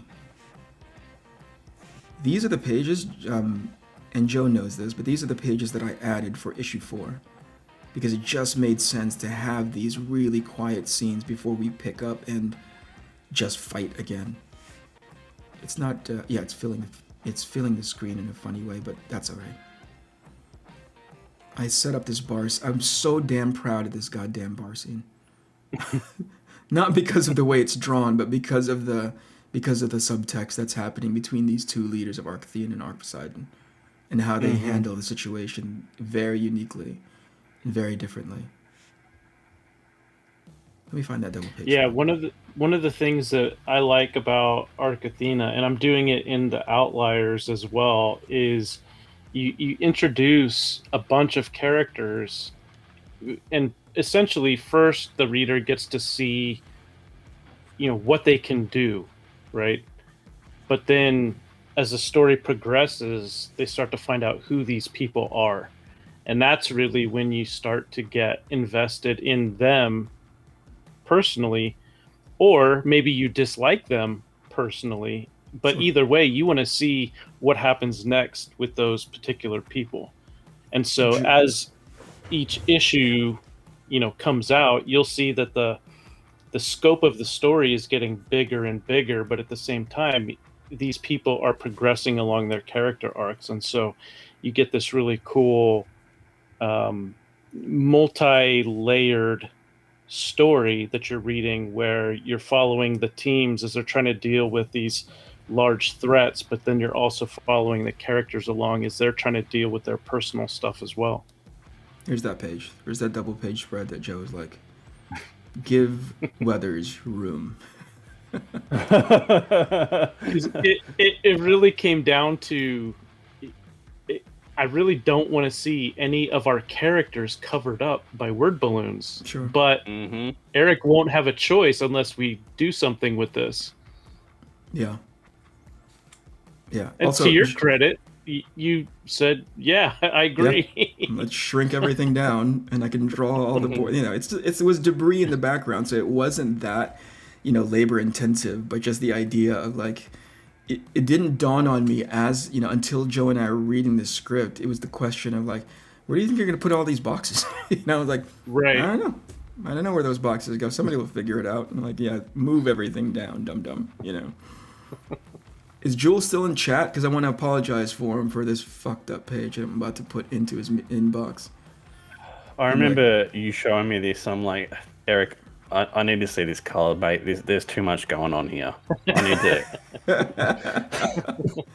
Yeah, because I was working on it literally like this, Rob. I was working on it like this big. Wait, hold on. Like as I was rendering, I would work on it like this, like zoomed in like this, Oh, yeah. And then I would move on and do this, and like render the pilot, render the mech, render this bad guy, render this explosion, and then when you zoom out, you're like, oh, Jules is gonna freaking hate me. There's been a couple of times, Rob, where I've seen pages, and I just ask Eric, are you trying to give Giuliano's flatters heart attacks? I mean, what's your end game here? There you go. This looks great. William C has a comment that ties right into this double page spread. So he says, this art is beyond so much movement and energy. And I want to let you guys know in the chat that one of the things that has been interesting as an editor is that a lot of the recommendations I have for Eric as we've worked through the story has to do with character stuff. And it's been interesting working with somebody who has basically come to me and said, hey, Joe, I don't think that this page works, but I want to see what you think. And then I'll look at it, and then I'll say, okay, well, I mean, structurally, I don't see anything wrong. Maybe you could try this or that, but what is the problem that you see? And Eric will say something like, there's just not enough going on, or it's not big enough, or it's not bombastic enough, or anything like that. And then I will say, okay, well, what are you thinking to change that? And usually it involves him doing a lot more drawing. you hired a great colorist. Yeah, he's freaking amazing. I just want to help highlight how good. I mean, and these are the first X amount that Giuliano did, you know? So he was just starting to feel everything out. You know, he was just trying to make sure that he and I were on the same page. You got a question, Eric, from Eric. Will you have any original art tiers on your campaign? Yes. Yes. So there's going to be a tier in which I do X amount of busts, right? At a certain tier, and then I'm going to be doing 11 by 17 originals at the highest end, because there is no original art, because everything is digital, right? It's rare that you'll get an original piece of art that's ATHENA related. So those ones are going to go for at the higher end of the tiers. Awesome. And by the way, this is all like, you know, look how it seems like there's a lot of circles that's going on. But it's such small changes because Jules is pretty much zoned in, right? And this is the kind of stuff that he and I are calibrating about. Like I like embedding the characters in the environment. So there are times when the reason why something looks like it's popping too much, where you're looking at it going like, that thing is not living in that space, is because there is no ambient light that's hitting them, that's making you believe, oh, right, they're in a completely red room, right? So that's what I go back and make notes on, but now Jules has it in his pocket. You know, I think it's like one of his final passes. Oof. That's sick. I think that was the first finished colored page that I saw, was that cover. Yeah, we don't even know if it's going to be the cover, Joe. Oh yeah, I should say possible cover. Thank you for clarifying that. Yeah, we were using it for promo art. I've used it so much, I'm bored with it, you know? Let's go find something. Let's go find something else instead, you know? All right, I'm going to have to drop out, guys. I've got to do father stuff. So thank you so much. Very cool Rob. hanging out with you. Thank you so much. Actually, I got about another 10 minutes or so, and then I'll excuse myself. But thank you for joining me. Thank you for answering my silly little questions. I appreciate your time. You're welcome. And yeah, and everyone in chat, make sure you subscribe to the channel and to the mailing list. It's going to be a banger. So looking forward to it. Catch you all later. Bye. See you later, man. Have a good one, Rob. See ya. I'm going to get rid of this. I'm going to put you here, Joe.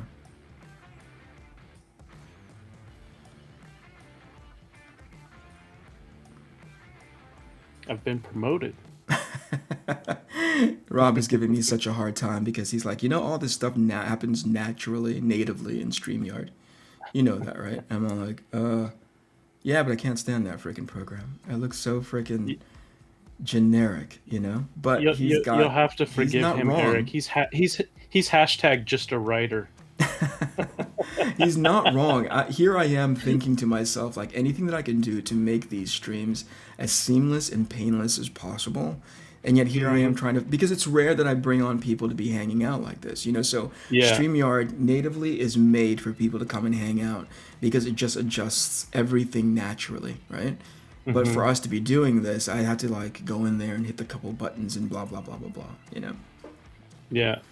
Yeah. But he's right. Anytime that he kind of busts my chops about it, I roll my eyes. I'm like, yeah, he's absolutely right. But I do not like that program at all. What did we miss? Am I all caught up with chat? I think so. I think so. Was just looking through here. I mean, Scott G was saying he really hopes you'll do an artist edition. He wants to see all the details. Yeah. And then William C said, yeah, you're doing that for each issue, oversized black and white. Lots of compliments on the line work and the color work. I think you're caught up. Right on. StreamYards, not. Wait, what is Eric talking about? StreamYards, not Streamlabs. Yeah, no, I am not a fan of StreamYard. StreamYard is the one with like the duck, right? Yep. That like that. Some people are like the immovable duck logo, right? Yeah, it's movable if you pay to have it moved.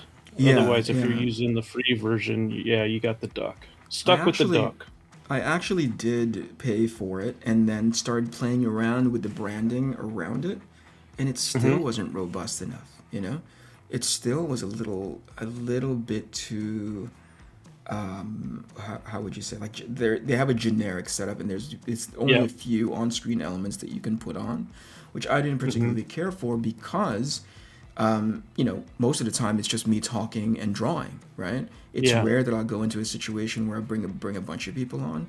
But again, Rob is like, the closer you get to launch, the closer you get to, you're going to need to start bringing people on just so we can have conversations like this and you're not having to clumsily press buttons, you know? I'm like, oh, great. We're going to have to go into freaking StreamYard, you know? Yeah, well, there's different combinations that some people use, whether it's, you know, OBS, Streamlabs with StreamYard or some other app that's similar to StreamYard. Yeah. This one, Ecamm, the funny thing is that when I first saw the invite, it's so close to your logo. I thought, did Eric actually commission an app to be created that would be so freaking badass, right? I'd be like, hey, create for me an app. This guy's on another level. I'm not that cool, dude. I wish I was that cool. All right, I think that's a pretty good way to end that stream, no? Right? I think we got through everything. We got a chance to show everything off to people. Unless I miss anything, we should be able to do this. We should be able to do this again closer to launch, in which you and I can catch everybody up as far as you know, where the campaign is, all the things that we're offering up. Obviously, you're going to have intimate knowledge of that because I don't move forward without the team understanding exactly where the things that we're offering up, right? I make everybody on the team aware of that. Yep. So we can do that one more time.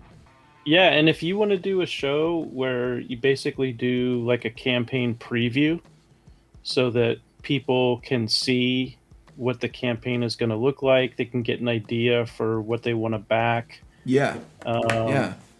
That sort of thing. And you could combine it with talking about story, talking about character. That's great. It's all of these things that as a new creator, you don't have any idea that there is not a formula, but there is definitely a game plan in place, you know? Oh yeah, for sure. That really that works, that gives people first confidence, first insight into the project, and then ultimately confidence, right? So it's interesting, having never done it before, to have, you know, people who have experience, such as you, such as Rob, and whomever else that I reach out to, and they say like, what does your launch day look like? And I'm like, what is it supposed to? I don't know. Like, what is that supposed to look like? And then they give me the the list, and I'm like, I'm exhausted just thinking about that. And it's like, dude, it's Mm-hmm. really essential that you get into that space. But I've been really thinking about, number one, what is it that I can do? And I don't know if you were here last week when I was talking about that first day campaign schedule that Mm-hmm. Rob was suggesting, and I'm Yeah. like, I am not that marathon runner, you know. And considering that, obviously things here at home are going to be in flux, right, because of the new edition, it's going to Mm-hmm. be so difficult for me to maintain that level of energy. And I Yeah. will just misrepresent all of us in the worst way possible because my energy is going to be low. So the conversation, or at least my thinking, then goes into what are the ones that I can help, which avenues can I optimize the most, so that I am representing us well, so that I'm representing the project well. And Yeah. somebody in chat 2 weeks ago was like, Eric, sometimes I don't know how it came off. Maybe it's the way that I said it. They were like, hey, you don't only have to hit like the big, what do you call the big channels. And at nowhere in my brain did I even think, oh no, it's probably going to be those big channels exclusively. Honestly, I'm more comfortable with medium/small channels because I can be a little bit more relaxed. I don't feel like I have to put on like the big energy show, which I'm completely incapable of doing. It's just, I prefer this where you and I are just talking. We're just going Yeah. over pages. We're just going over concepts and thought, our work processes. Right.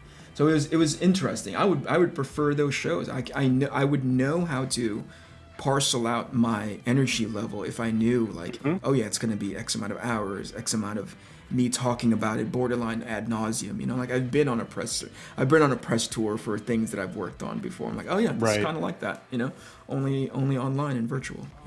Yeah. It really is a good comparison because when you do a press tour, you more or less are figuring out how much energy it's going to take for each Yeah. stop along the way, For sure. and then you're kind of planning your day around that because you want to present this whatever thing you're working on. Yeah. You want to present it as best as you can. So Sure. Yeah. it really makes sense. But I mean, one of the benefits to working with teams like this is the fact that so many of us really enjoy seeing others succeed, and so we want to help because we like helping. So, Sure. for example, like Vanessa is asking, so Joe, are you going to ask your Straya friend about this launch? So that's a reference to Mike Bancroft. Like she's asking me, am I going to ask Mike Bancroft, hey, can we launch, or ask Eric if he would be interested in launching on your show, that Sure. sort of a thing. Sure. And so Yeah. these are the kinds of things where it really benefits creators to start talking about their pre-launch and launch plans ahead of time, because Right. then potential backers get excited about it because they also enjoy. It's not just creators that enjoy helping, it's backers who enjoy helping creators. They really like seeing creators be successful. Yeah. So Yeah. it's the kind of thing where, like, because I'm on the project, one of the things when you hired me, I can't remember exactly how I worded it, but one of the things when you hired me is you get my, if you want it, you get my participation in the promotional process. Sure. So Yeah. I, like with you, with Mike, when Mike was really campaigning for the Lucent still, I took on some of the promotional duties just because I wanted to see the campaign succeed. I wanted to Yeah. see him succeed. He didn't have to ask me to do it. I just wanted to do it. Yeah. That's true with ATHENA. I'll be doing the same thing for Black and White 2, for Art T. Bear, since I'm co-writing that book with him. And you'll find, as you go along, Eric, that there will just be people, when they realize, now that you've announced that you want to launch on September 15th, I would say just don't be surprised if you start getting messages rolling in people asking if they can help, asking if they can have you on Yeah. their show, asking Yeah. if they can put you in touch with so and so because they've got a big channel, and stuff like that. People really just want to see you do well. That's encouraging, and I want to thank thank you, Joe. I appreciate that. And to go back to one of the points that you made earlier, which is like, if I would ask you to go and help promote, I think of it as this, right? Like, yes, I am the guy that drew it and wrote it, but I am not a team unto myself. Does that make sense? So you Yeah. representing the book as well as you have, because you are also, it's a massive rock, right? Right. So Yeah. there's a group of people who are either pushing it or pulling at that rock to move it into a place in which hopefully momentum takes over, right? Right. You are one of those guys. Jules is one of those guys. Eric is one of those guys, So at no point do I ever go like, no, I think I got this. It's more like, oh, please, God, help me move this fucking rock, because I can't do it on my own, right? So you are a representative of that team. So there's no question in my mind. I'm like, yeah, if Joe wants to go out there and talk about it, absolutely. Why the heck not? He's part of the team, I think there was a version of me much younger, much more like arrogant and sort of like self-aggrandizing, that'd be like, no, I think I got this, Joe. I'm like, Yeah. me older, with a much easier back that gets achy with moving heavy things. I'm like, people help me, please, help me move this fucking thing so that I don't have to push on my own, Yeah, That when is I the- was that a is- young writer, I was the Yeah. exact same way. Yeah. I was like, I can do it all, and Yeah. I know better than anyone, and blah blah blah. And it took some painful lessons to learn that's not the way to go if you want a successful career. Yeah, it's youth or arrogance or both, right? Yep. But now much older and obviously understanding that, look, there's a reason why the story is going to read the way it does, and it's because you participated in helping to shape it in that space. There's a reason why people reacted so positively when they were like taking a look at the visuals, is because Jules is sitting there. There's a reason why when they're holding the book and everything makes sense and all the pages line up and everybody can track how to read that dialogue, and it's because Eric is doing his magic. So there's no version of me that's going like, no, I got this. This is all in my pocket. I could do this all. No, 0% of that. It's more like, Joe, please, like Jules, please talk about the book, because I know you're going to be able to talk about it just as passionately as me. Okay, I think that's it. What do I normally sign off with? Oh, right. So if you're not already following me on my social media, you can go to either Instagram.com/Eric Canete or Twitter.com/Eric Canete. Follow me there. I update on that space. Again, if you haven't signed up for the newsletter and all the updates, all the behind the scenes stuff, you can go to ericcanete.com/arc-athena.info. You can go sign up there, and at the end of the month, you'll get an opportunity to win one of these 7-inch statues. Is now out of reach for me, so I'm not going to take the time to go over there and bend down and get that thing, but I think I showed it off earlier. Original art. If you can go to essentialsequential.com, you'll find a lot of my art there, and if you don't like anything that's for sale from me, I'm sure there's an artist that'll fit the bill. Please support their cause. Please support their original art. Is that it?